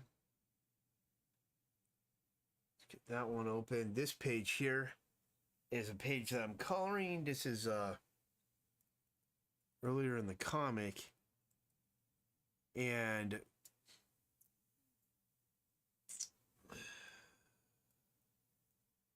let's do some more rendering, and then there's still more color adjustments, and I got to fill out this part. So let's see here.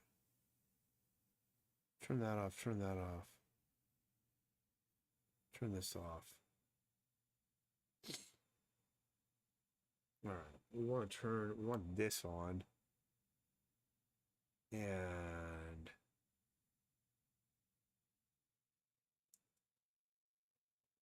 looks like I pretty much got these.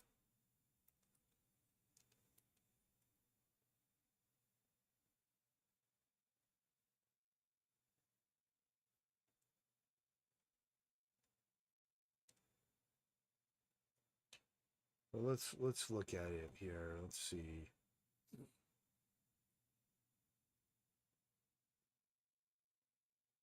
Just gonna leave that guy. He's fine there. I think everything's good.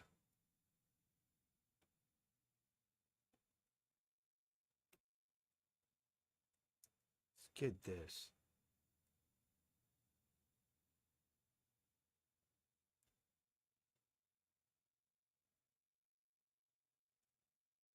Darker shadow right there.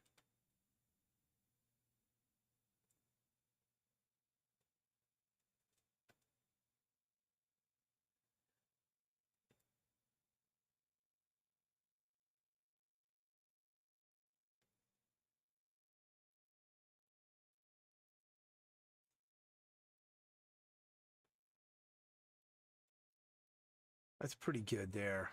I'm gonna go to this dark grain layer. I'm gonna go to a texture brush. Something like this. And we need to look at, we need to do this on anything else. It's more like I need to adjust some of these highlights. So let's work that first, and then I'm gonna go on. So we got, that's okay. This is what we need to adjust here. So let's do that. Let's go to soft eraser. Like I'm gonna take these down a little bit.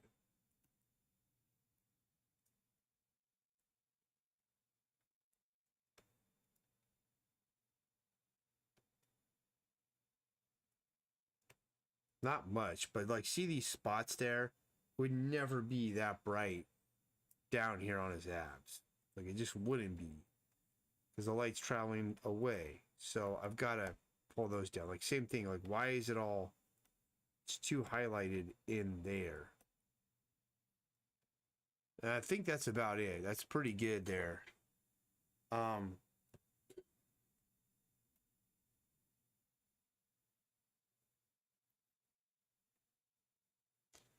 Everything's on one layer. So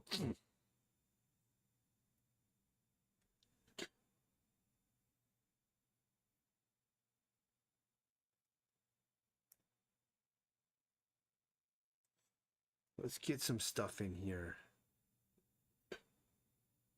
Wrong layer.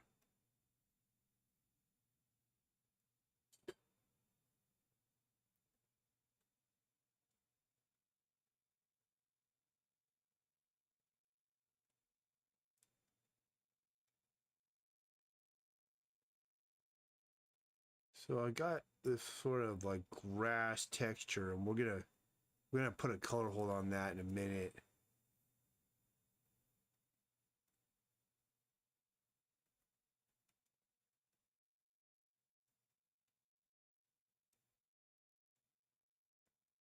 But I just want to get something else going that's kind of reinforcing this texture since we have it. We'll put a color hold on those lines too.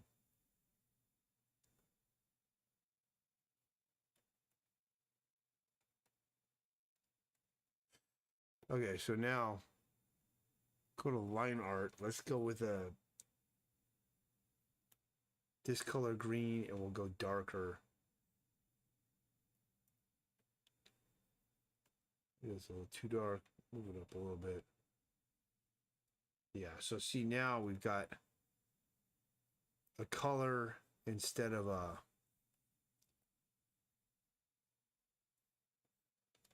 black lines.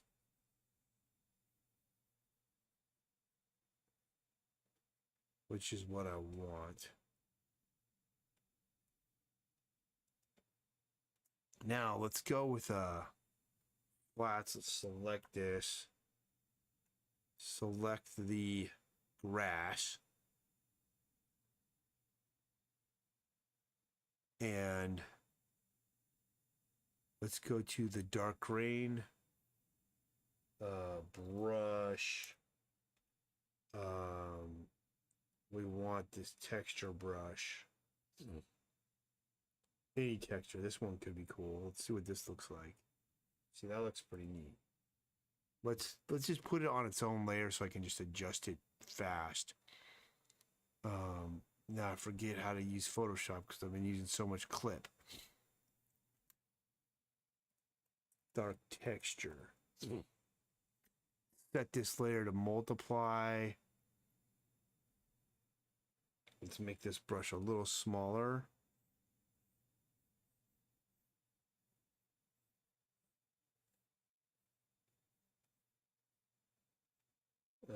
Now we'll use a soft eraser and pull it back a little bit.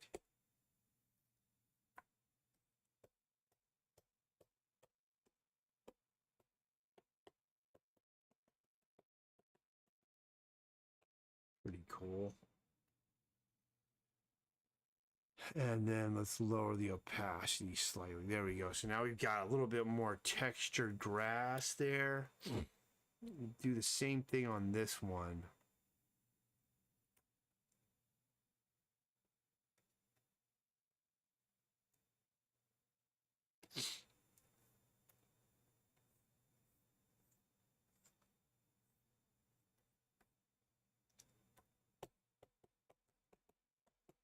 And then we're just going to kind of, that's good.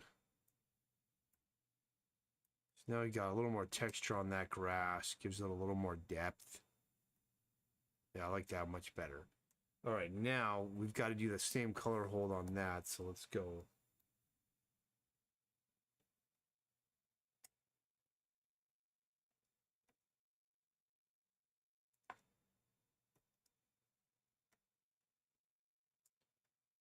And then all of this lines here, we're making it a color. Now let's grab this bad boy here, see if this works. So give these speed lines here a color too, so they're not just black lines.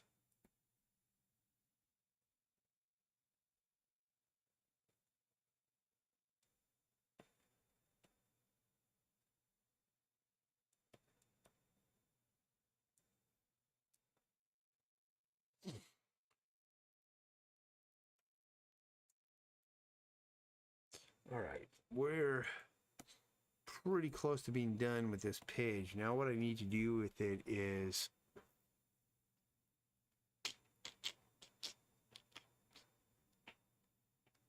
I'm gonna do something on these feet.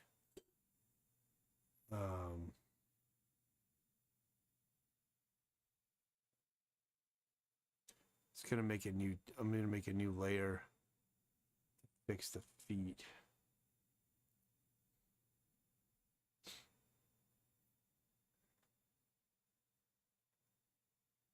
Off the rendering there.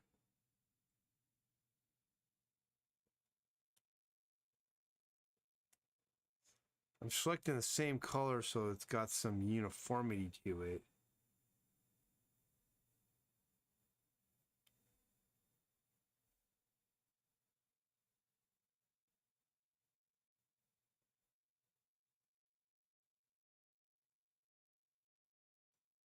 Man, yeah, those feet were bothering me, man.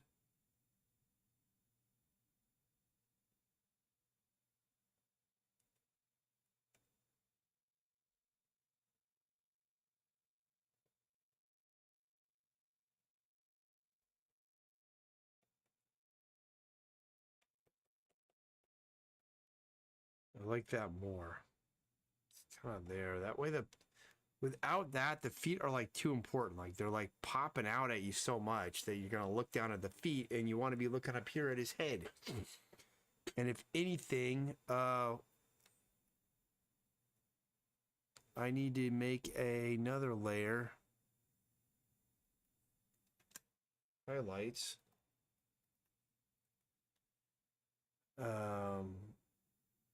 Make it a linear dodge or color dodge or something.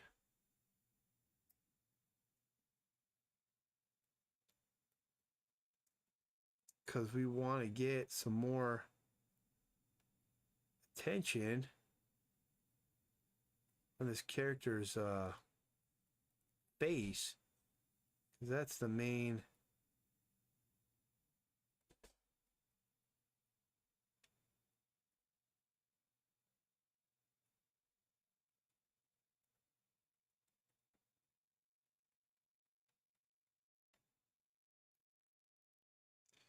I'll almost go brush. Let's blend this in first.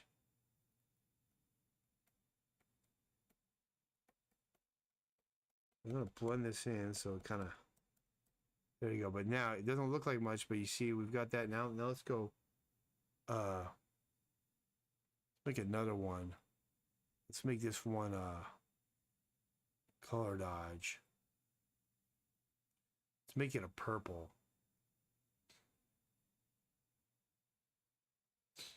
see what happens if we do this. Oh.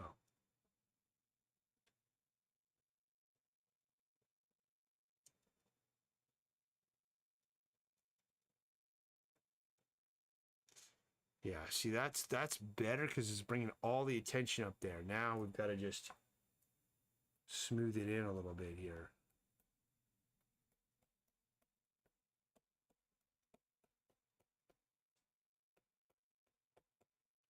And now we'll just knock it down some. Now it's pretty subtle. It doesn't look like anything, but you see there is something going on there. And that's the brightest thing now. Is going to bring more attention to that head.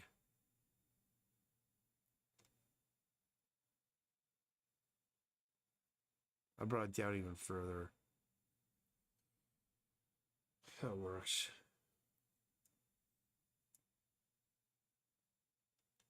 And here, put a little bit of that purple.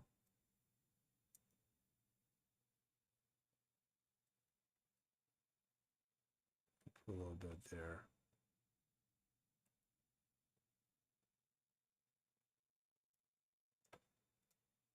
It's kind of like having a little bit of this purple. No, that's not good. Now we're pulling attention away from the head. I kind of like having a little bit of this purple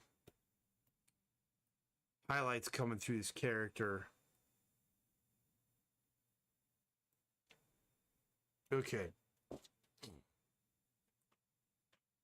Now we got to do something about this palm tree.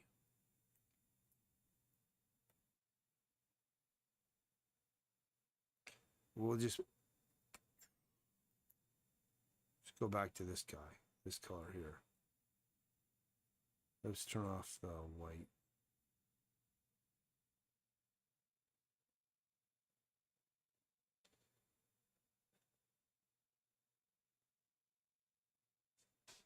Okay. Select this palm tree. Or coconut tree or whatever this is. We've got to give it some texture. It looks like really smooth and doesn't look good.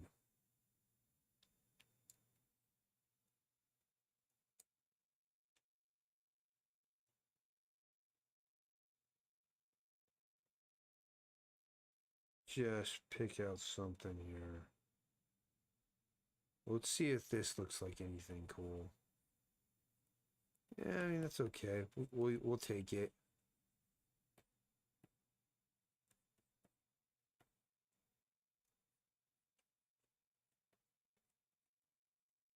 At least now, you know, we won't have this, like, weird looking thing. And then we'll go to the highlights.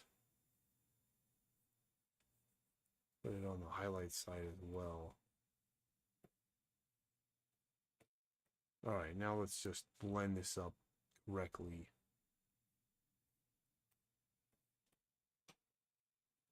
Let's turn the highlights off.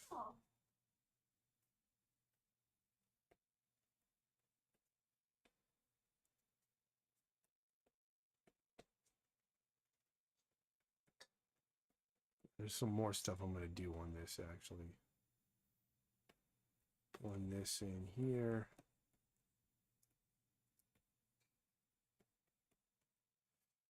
Okay, let's go to the line art.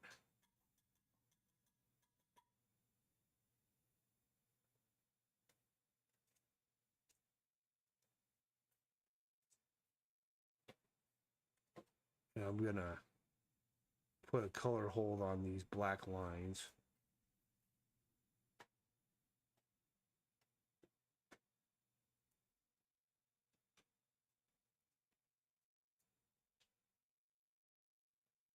And then I'm going to find a brush that's got some kind of streakiness to it.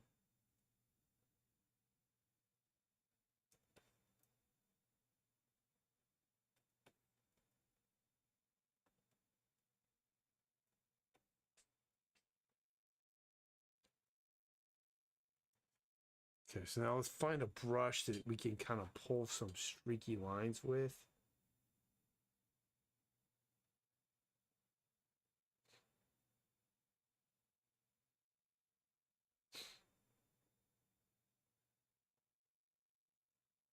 think some of these Space Rangers were pretty good. Let's try this one first. Oh, we need to go on this later.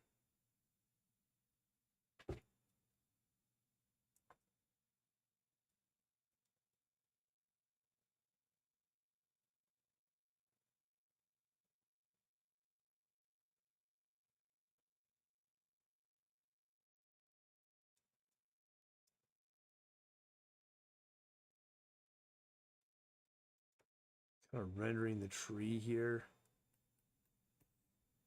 Down here we'll render it, and then I'll get a different texture.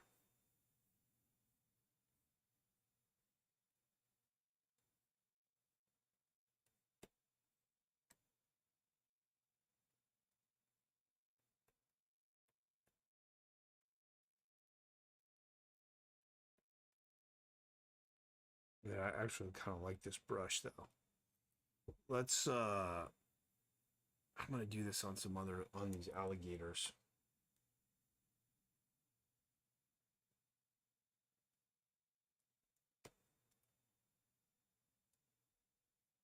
Then we'll blend it in later. Right now, I just want to get a little more texture on these guys, so they don't look quite so smooth and shiny.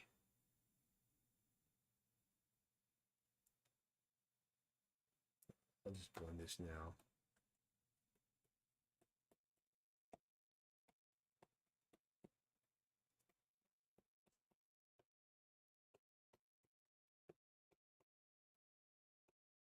Pretty simple. Just a little bit like that makes the those little baby alligators look kind of a little bit more lived, a little more swampy, I guess.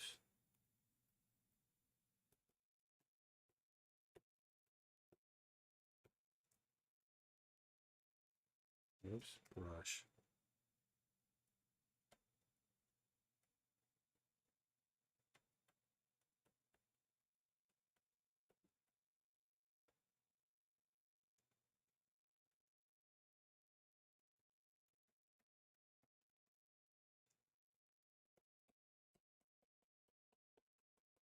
Then you just kind of knock. It's very simple. Then you just knock it down, and you're just layering up your color, layering up textures.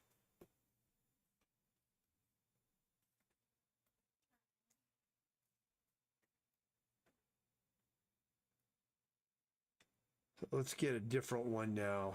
Let's try this messy form builder. See what that looks like. Whoa.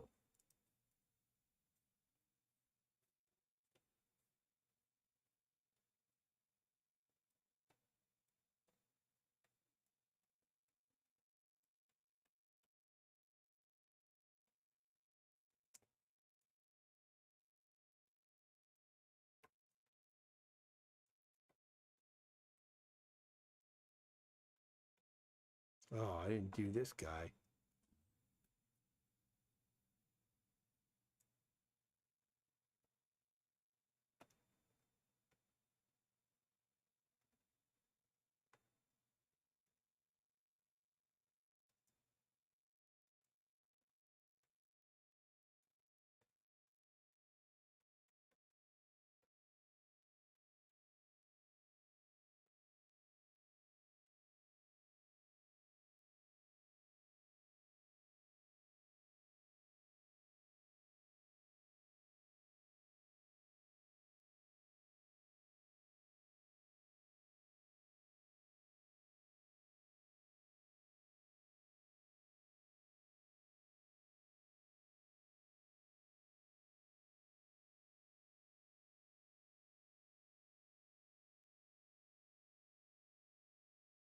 Now I'll blend it in.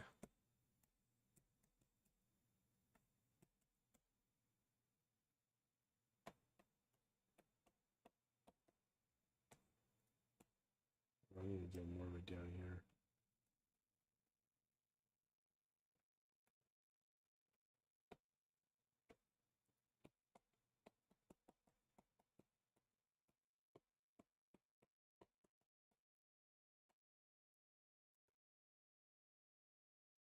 Yeah, that's already like a much better tree. This one needs more.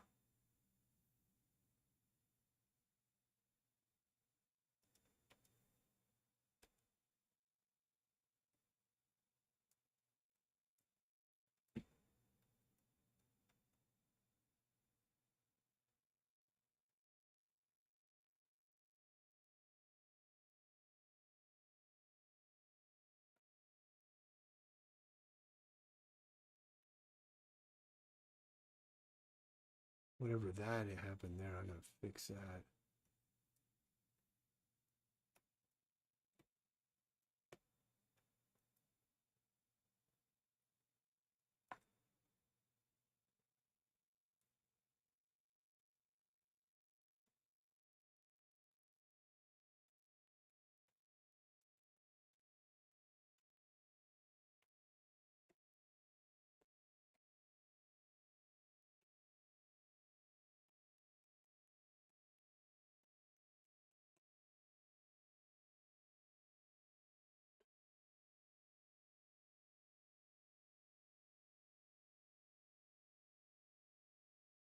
I don't know how that got all messed up.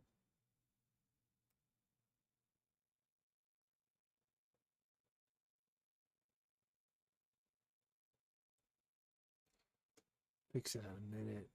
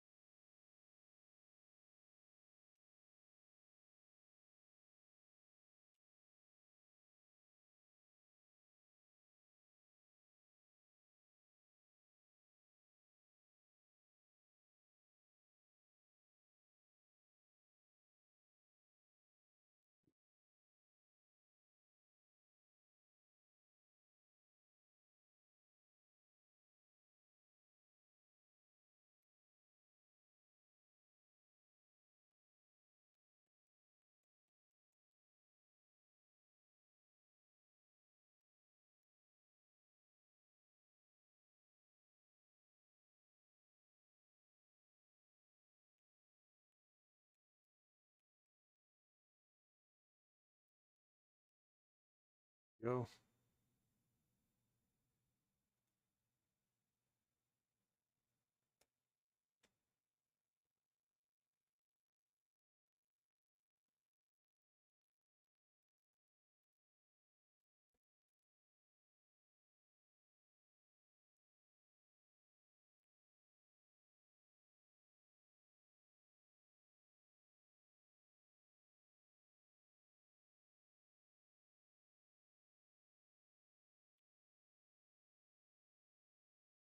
Let's see here.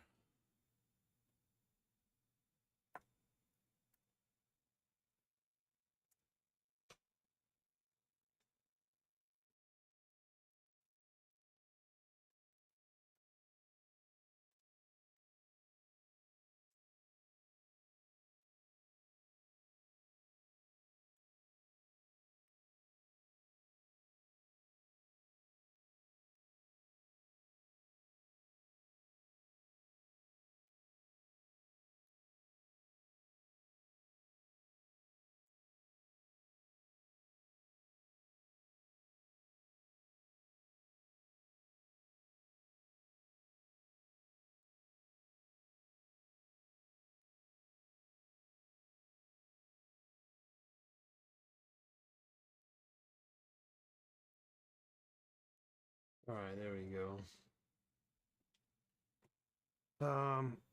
Now we want to do. Try this.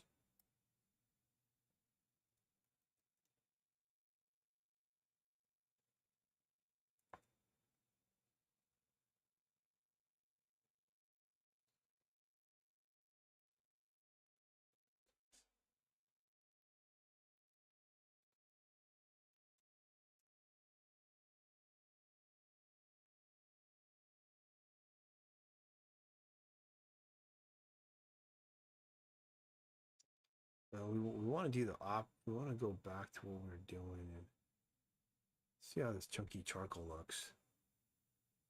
It looks pretty cool.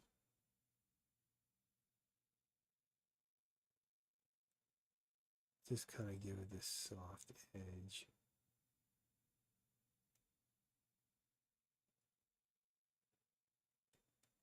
And I'm going to blend all this up, but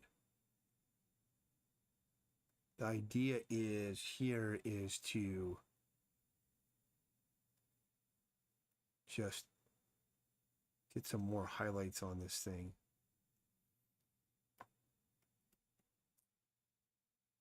So now we just blend it down. Simple.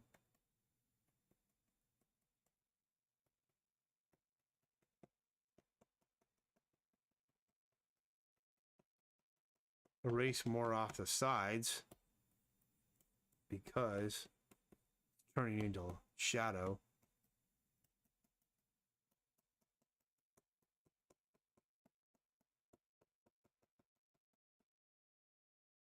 That's a good first layer. We have it here too, so we'll do it over here.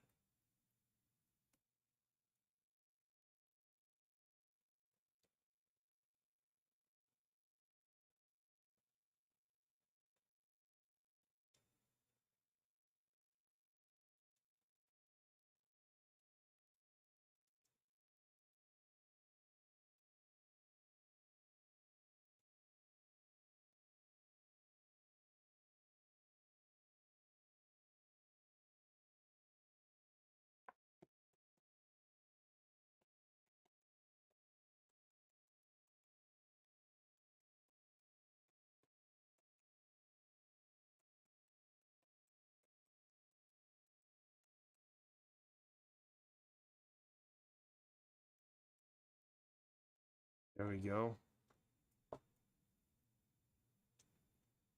Blend this a little bit better here. There we go. Don't want it to be popping out. You want it to just be building up textures, building up form. And that's pretty cool there. Let's go with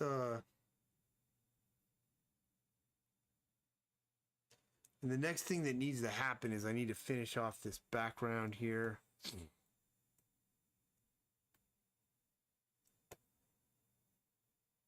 And so I'm going to go to the flat colors.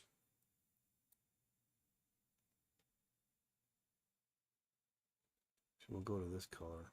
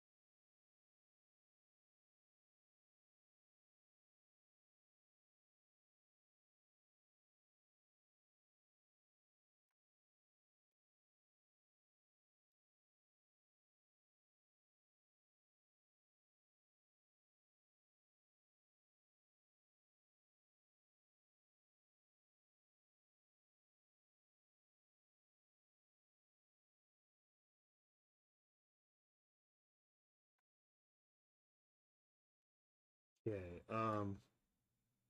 what I want to do here is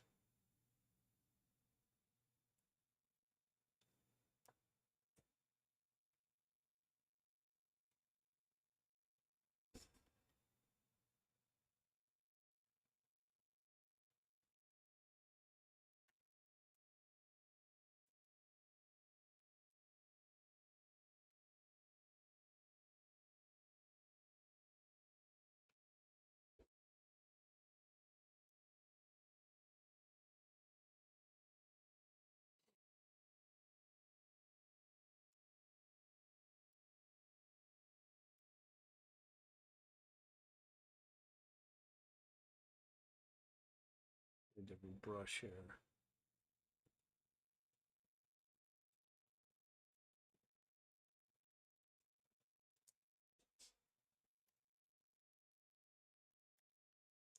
Yeah, the reason why I've got to do this in Photoshop, I can't do it in Clip Studio yet, is I don't have all the brushes, all my brushes in Clip Studio. So see, what I want to do is expand this background so that it goes all the way across. Or so we have a full panel border here. Like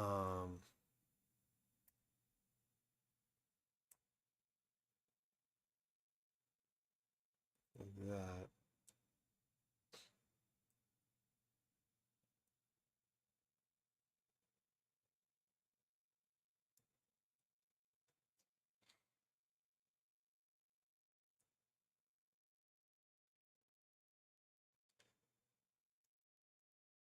Maybe go to there.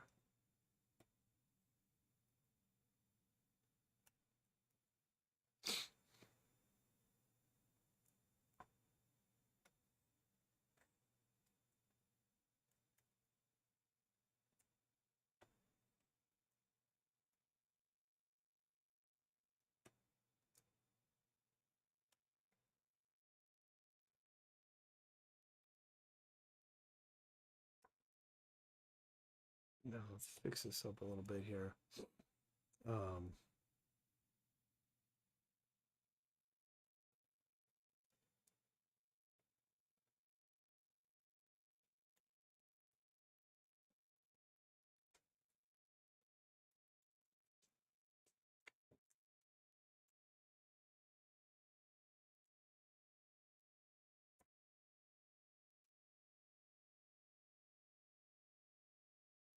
I don't know how much longer I should work on this till. I'll go till. I guess I could go till like 9 o'clock. And then I've got to stop. So that's what the plan will be. Now what I want to do here is fix this up a little bit here. Make some more sense out of it. So got some green up there for the top of those trees.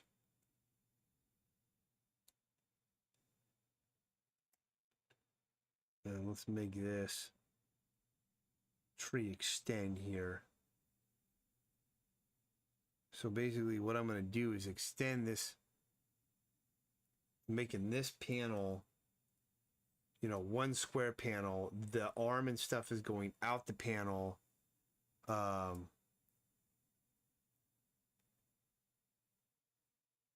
But take that panel border off probably.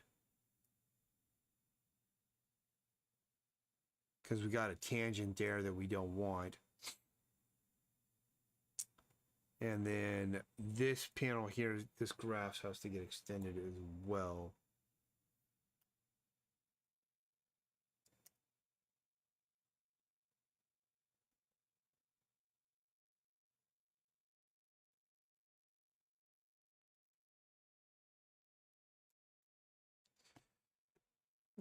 I'm gonna have to do it like this.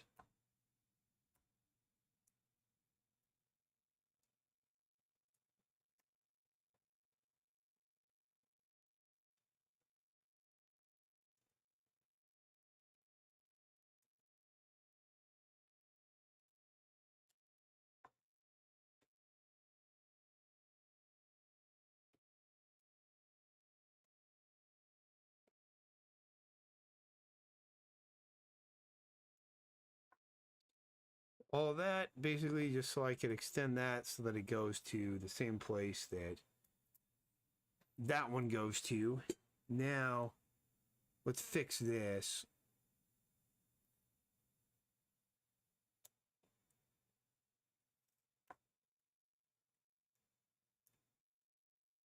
Can make that a blue in there. You got, whoops. That one there. What the heck's going on here?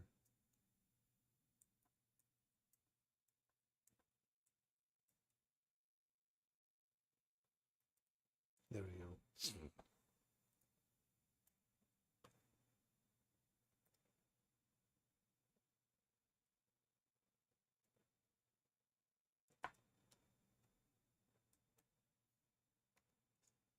Okay.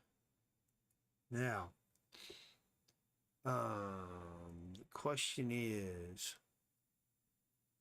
what do I want to do about this here?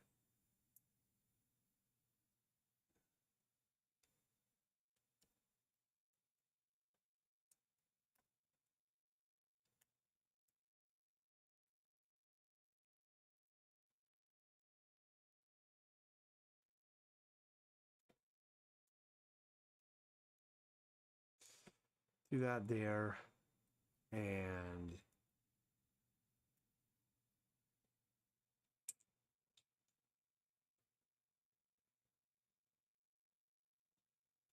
not sure what we want to do about that. Rest of that. Well, I think it needs to be this color so it's more cohesive. Let's fix this.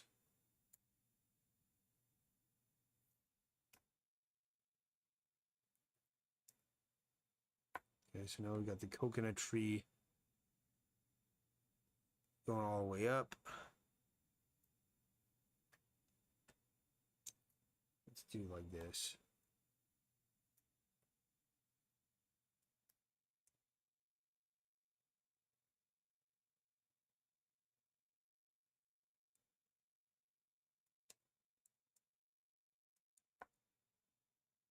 So it looks like there's just like a big tree back there, I guess.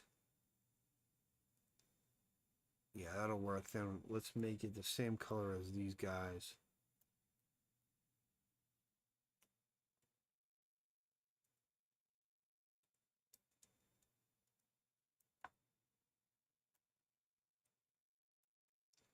And then we'll continue with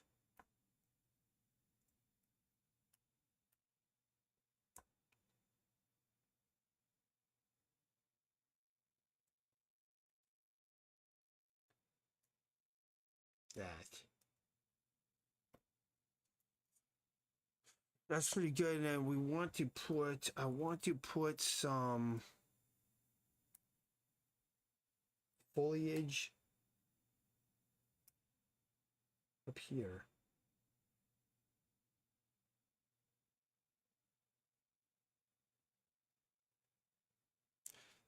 Put this on its own layer right now. Then we'll merge it together. So, forget. All right.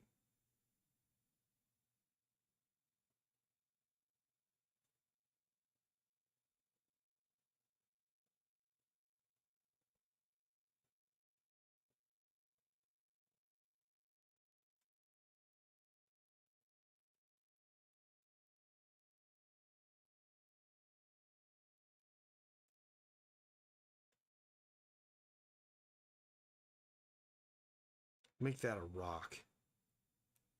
So there we go with that one. Reason why I did that is because then I can go here and just delete that off.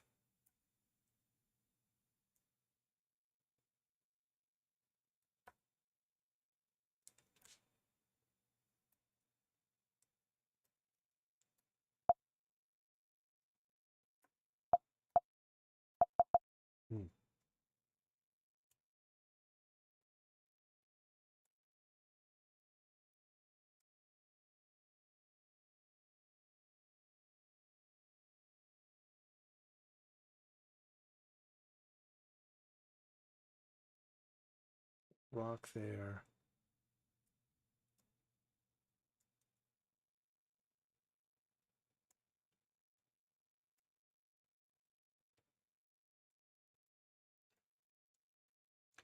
All right, let's adjust the line art.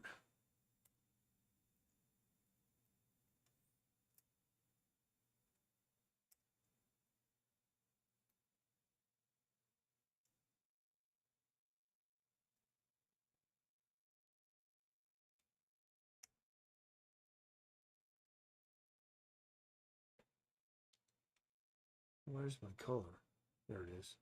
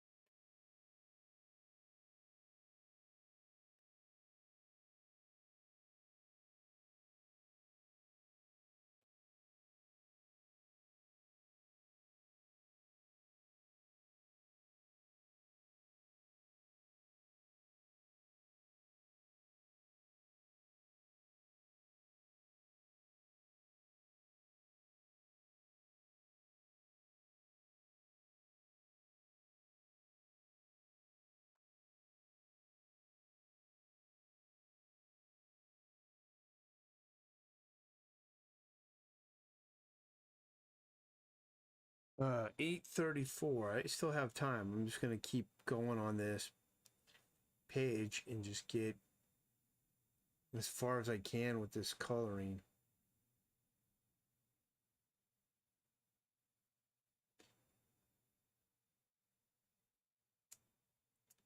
So I'm gonna do this, and then I'm gonna put color holds on all this line art.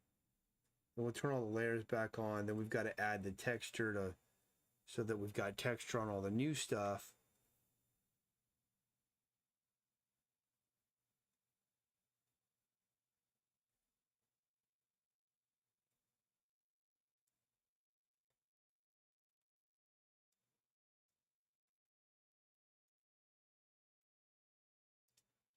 Let's do this.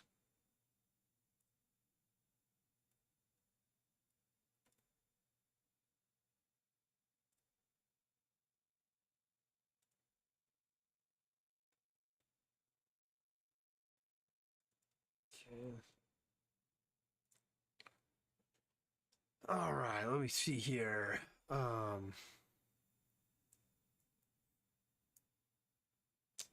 That's fine. Let's color hold this stuff now.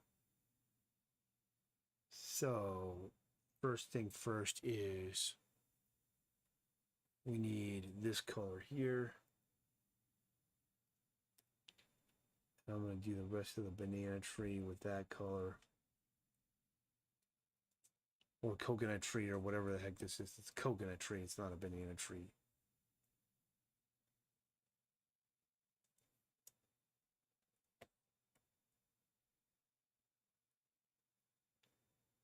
Okay, now let's go with this color, slightly darker, a little darker. Something like that for this thing.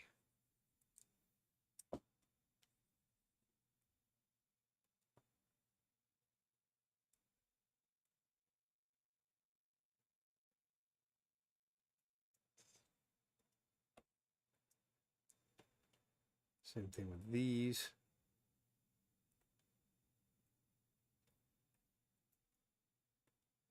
And let's fill those things in just like I did with these.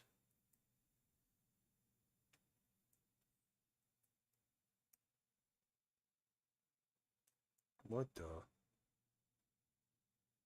Oh, I drew those in with the I drew those in the flats. Okay, well, the wrong color.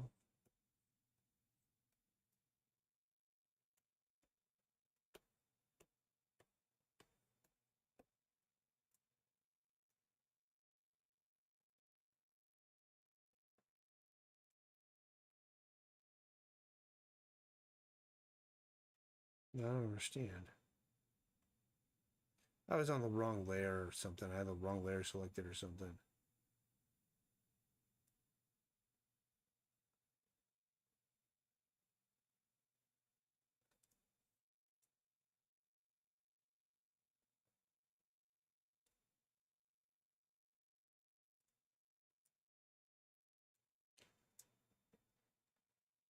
All right. Need to add Oh, I missed a few spots. I need to add some rendering, some texture to these bushes now.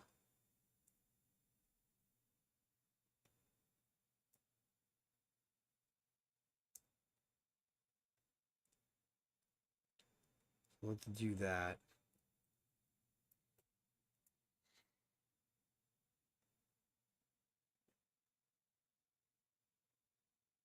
We'll do it on the dark texture.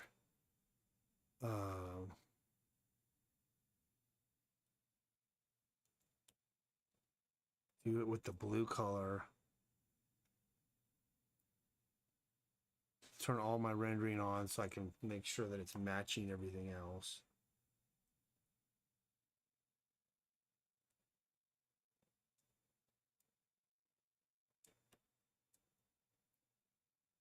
Let's get all these spots too.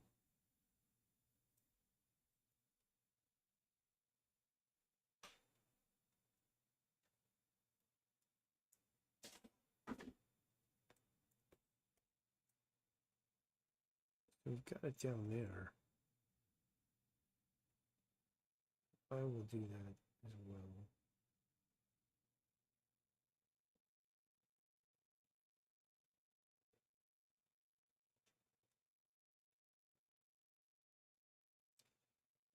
All right. Get some kind of a texture brush.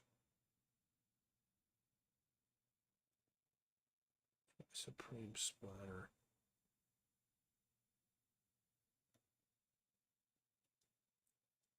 See what does that look like. Don't really like that.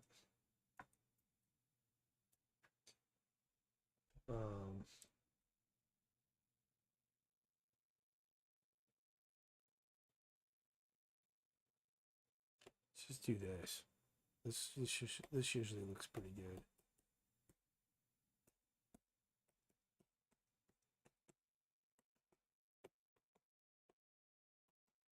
It doesn't look so.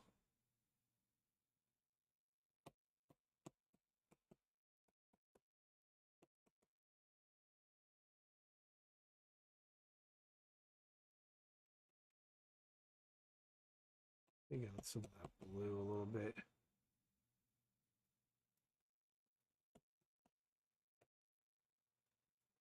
All right.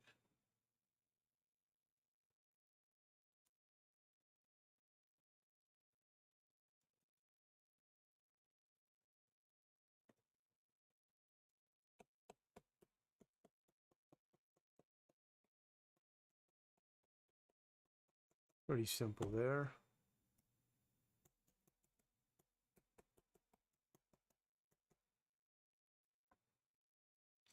Now I got a little more textured background. Now I'm gonna add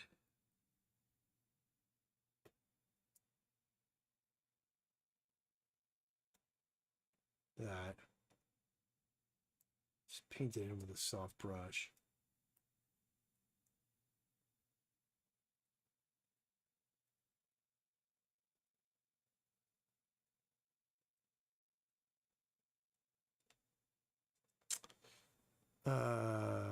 Where is this? Put it right here.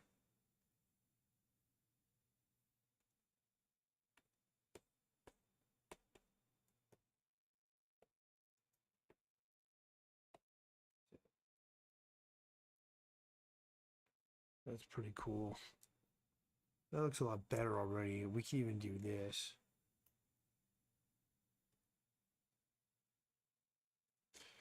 And then if I go to here.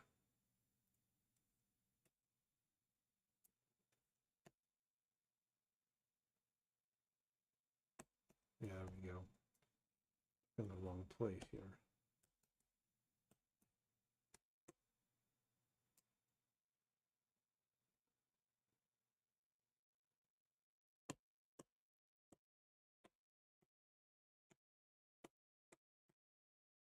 That's selected there.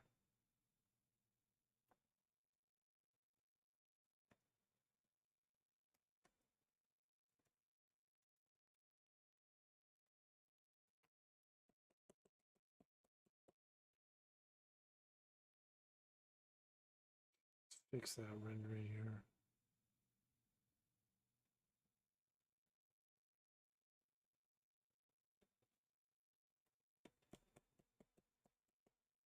There we go. Okay, now we've got some more painterly stuff happening in the background. I'm going to do the same thing on this.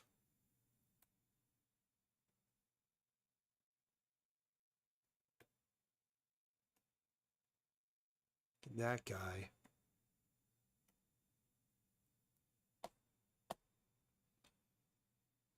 It's maybe a little much.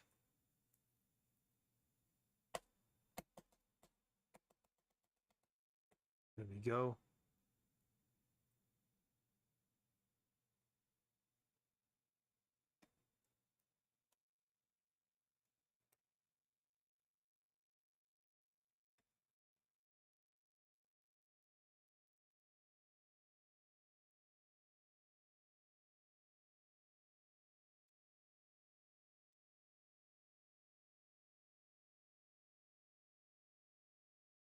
A little bit of highlight on there.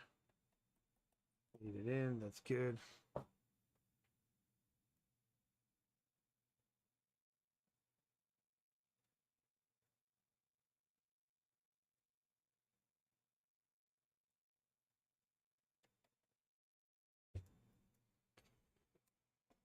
Okay, so we still got to work our way through this, and I want to do this on the grass. Actually, it's gonna look cool if I do this. Here, brush. Let's go back to like that Space Ranger stuff or whatever it was. Smooth sketcher, dull pencil 2. We'll do dull pencil 2. Let's see how that looks. Yeah, that looks cool. What I want to do is I'm going to just kind of do some rendering lines that go here. I'm going to have to fix that as well.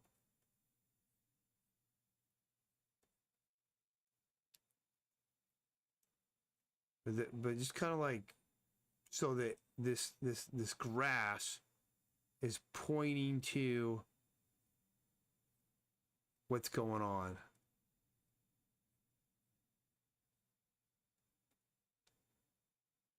Let's use another one. See what this edge maker looks like.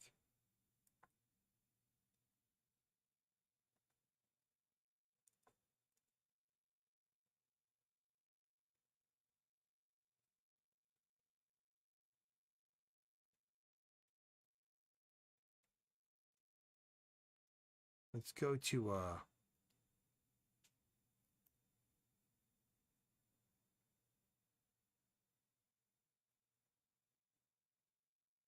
probably shouldn't have done that. Whoops.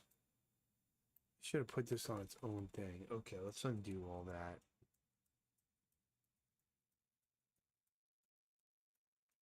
I don't know why I wasn't thinking.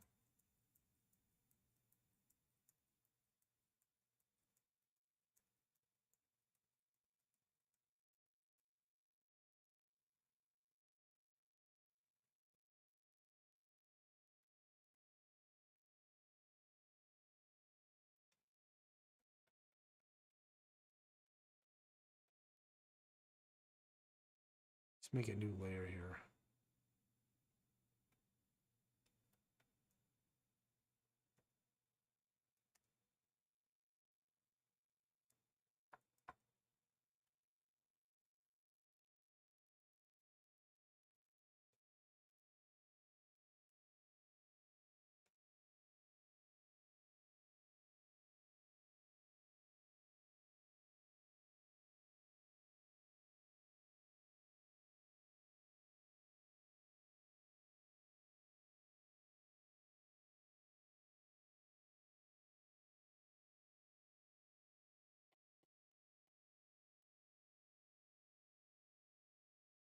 Now this is about kind of blending in. So now we've got this grass movement that's pointing more to the guy. What the heck is this? interesting. What is this? I'm just gonna call it adjustments. I don't know what it is. All right, let's see here. Let's fix this part.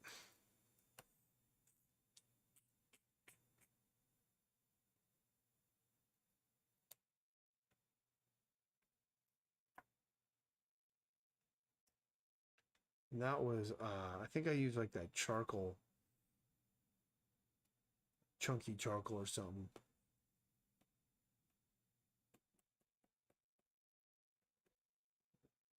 Well, okay, first of all, whoops. Put it in the wrong layer.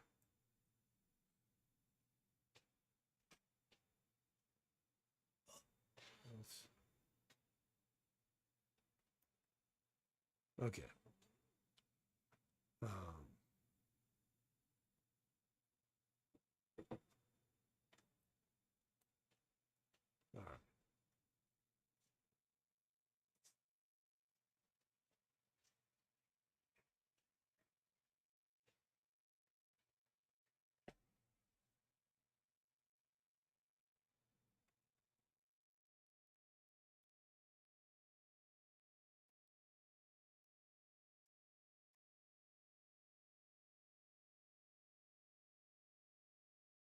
So let's just try this.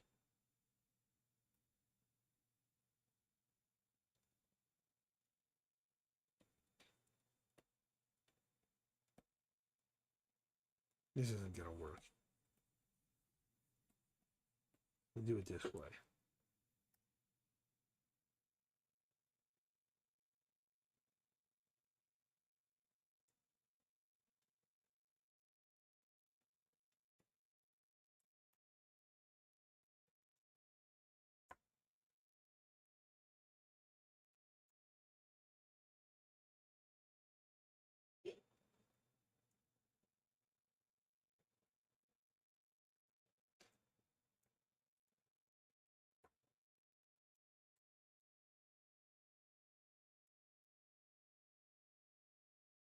Try this, maybe.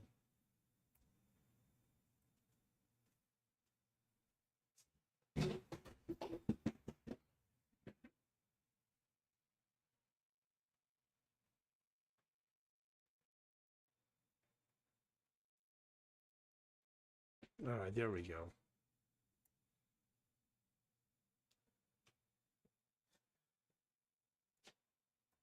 Same on that.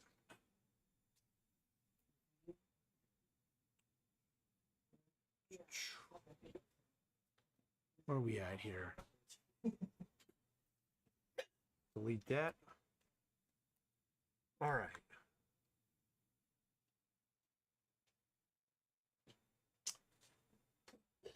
All right, let's see here.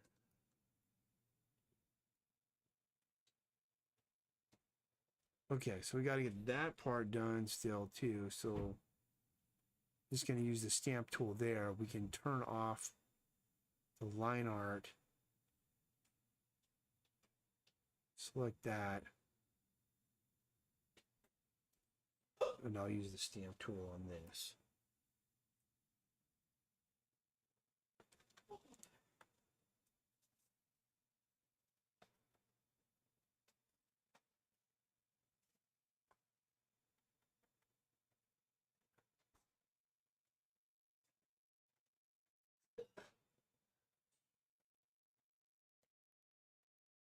All right, good. Now that matches. Okay. Let's get rid of this.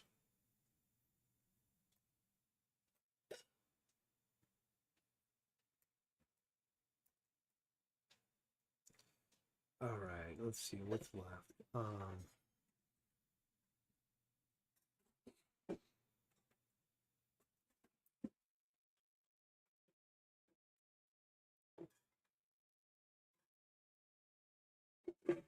Got to do the trees, the sky, and the foliage. Foliage, the top.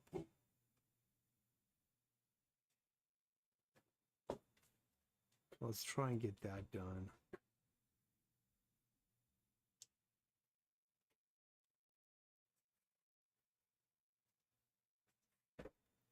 It's turned on, yeah.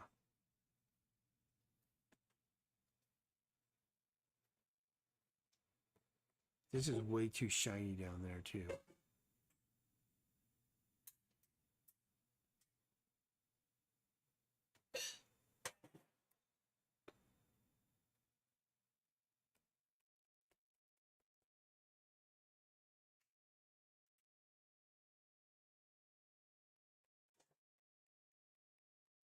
It's not going to be that light.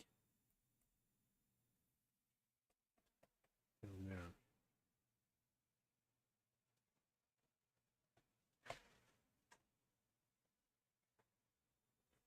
That's good. Let's see here. Got 5 minutes. Let's get these trees and then we'll see what else we can do.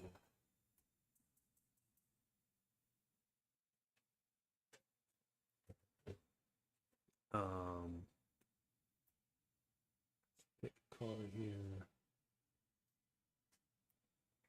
I'm gonna use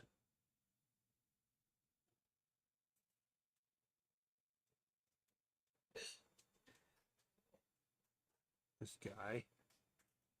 See what we can do here. I'll just get some texture in there. Get some noise happening here.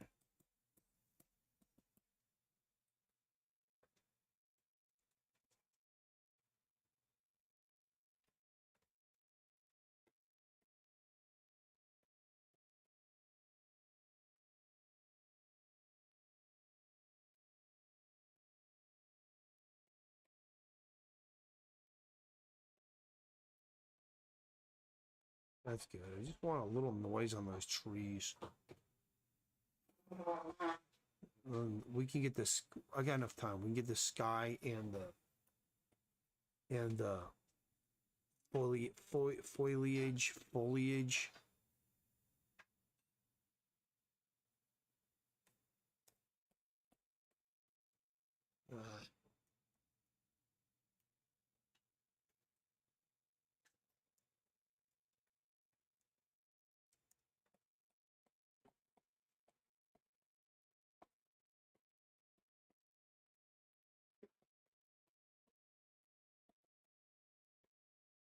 Pretty good. Lake rain.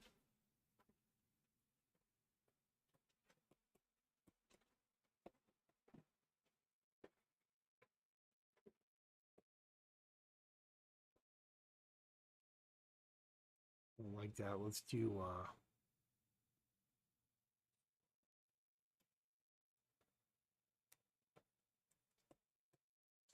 there we go. We've got a color going through, blending in.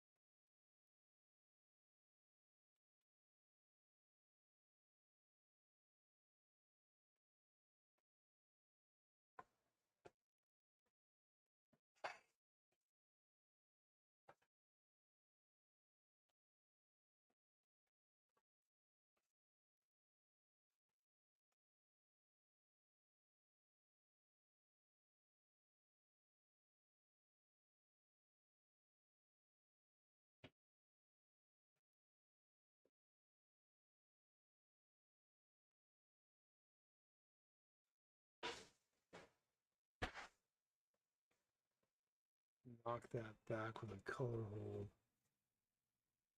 You can go a little lighter, I think.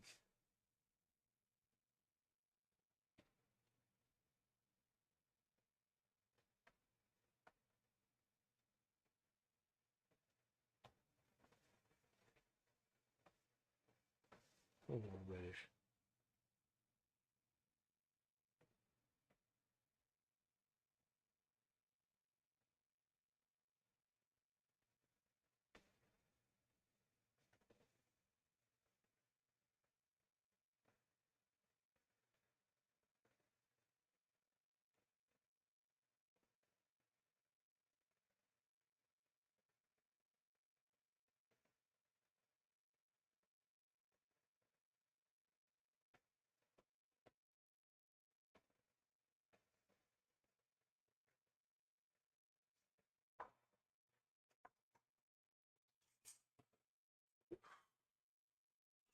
All right, that's pretty good. Now let's just get this with something.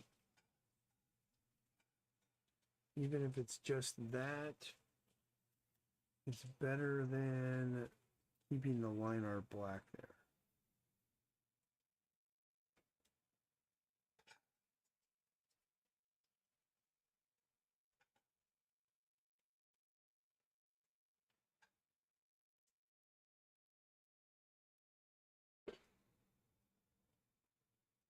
Well, we don't have any black line art in the background. That should actually be lighter. I'll change it in a minute.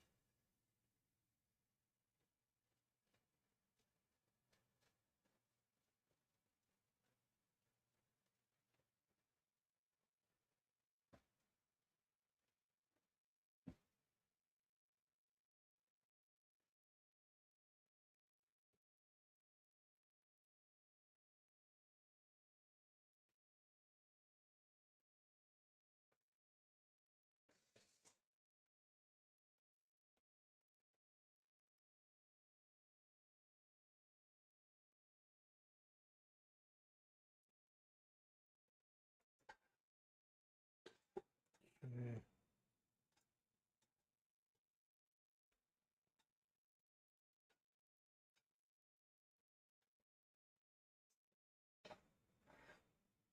You're right.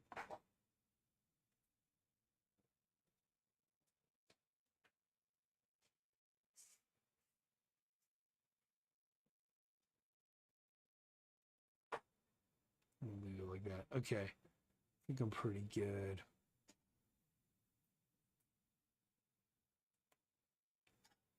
I'm going to keep the outline on the crocodiles black so they pop out.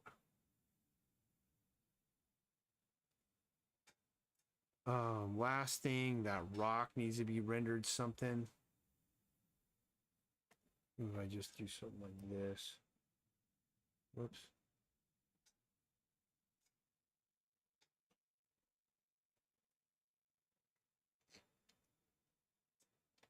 And then if I do just do something like to the blue.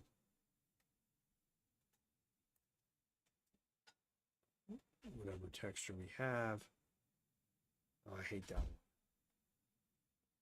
That one works.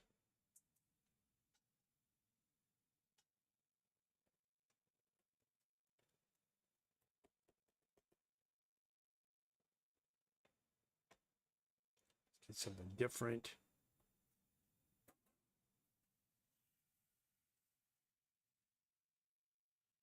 Change the color.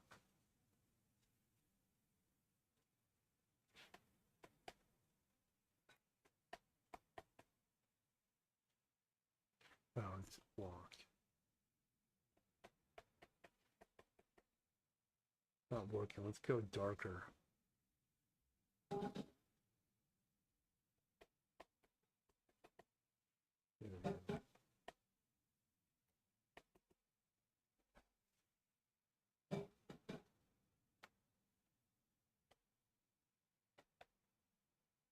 Boy, I can't really see what's going on there.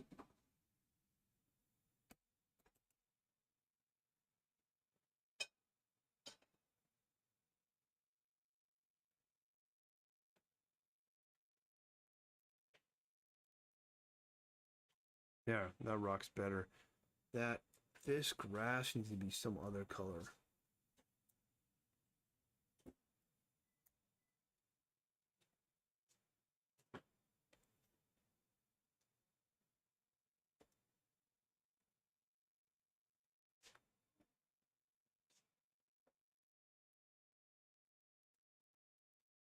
Like I'm just shifting the values of this a little bit.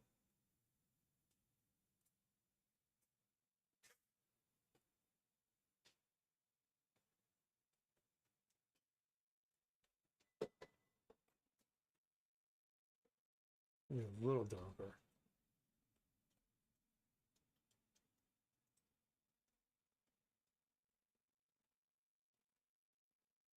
That's pretty good.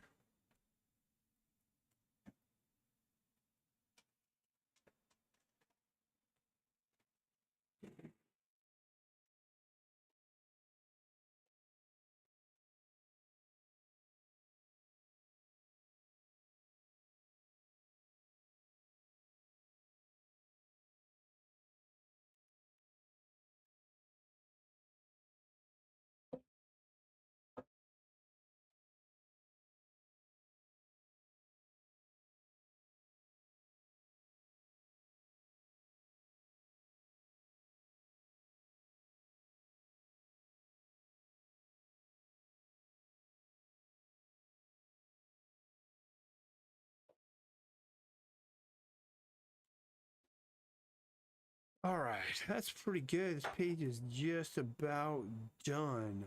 Don't know that I really want a panel border on it, to be honest. Most of this comic does not have a panel border.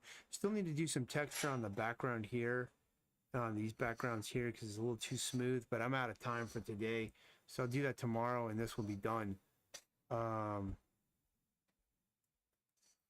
All right, that's it. I'm closing the stream now. 3 hours. I'll be back tomorrow.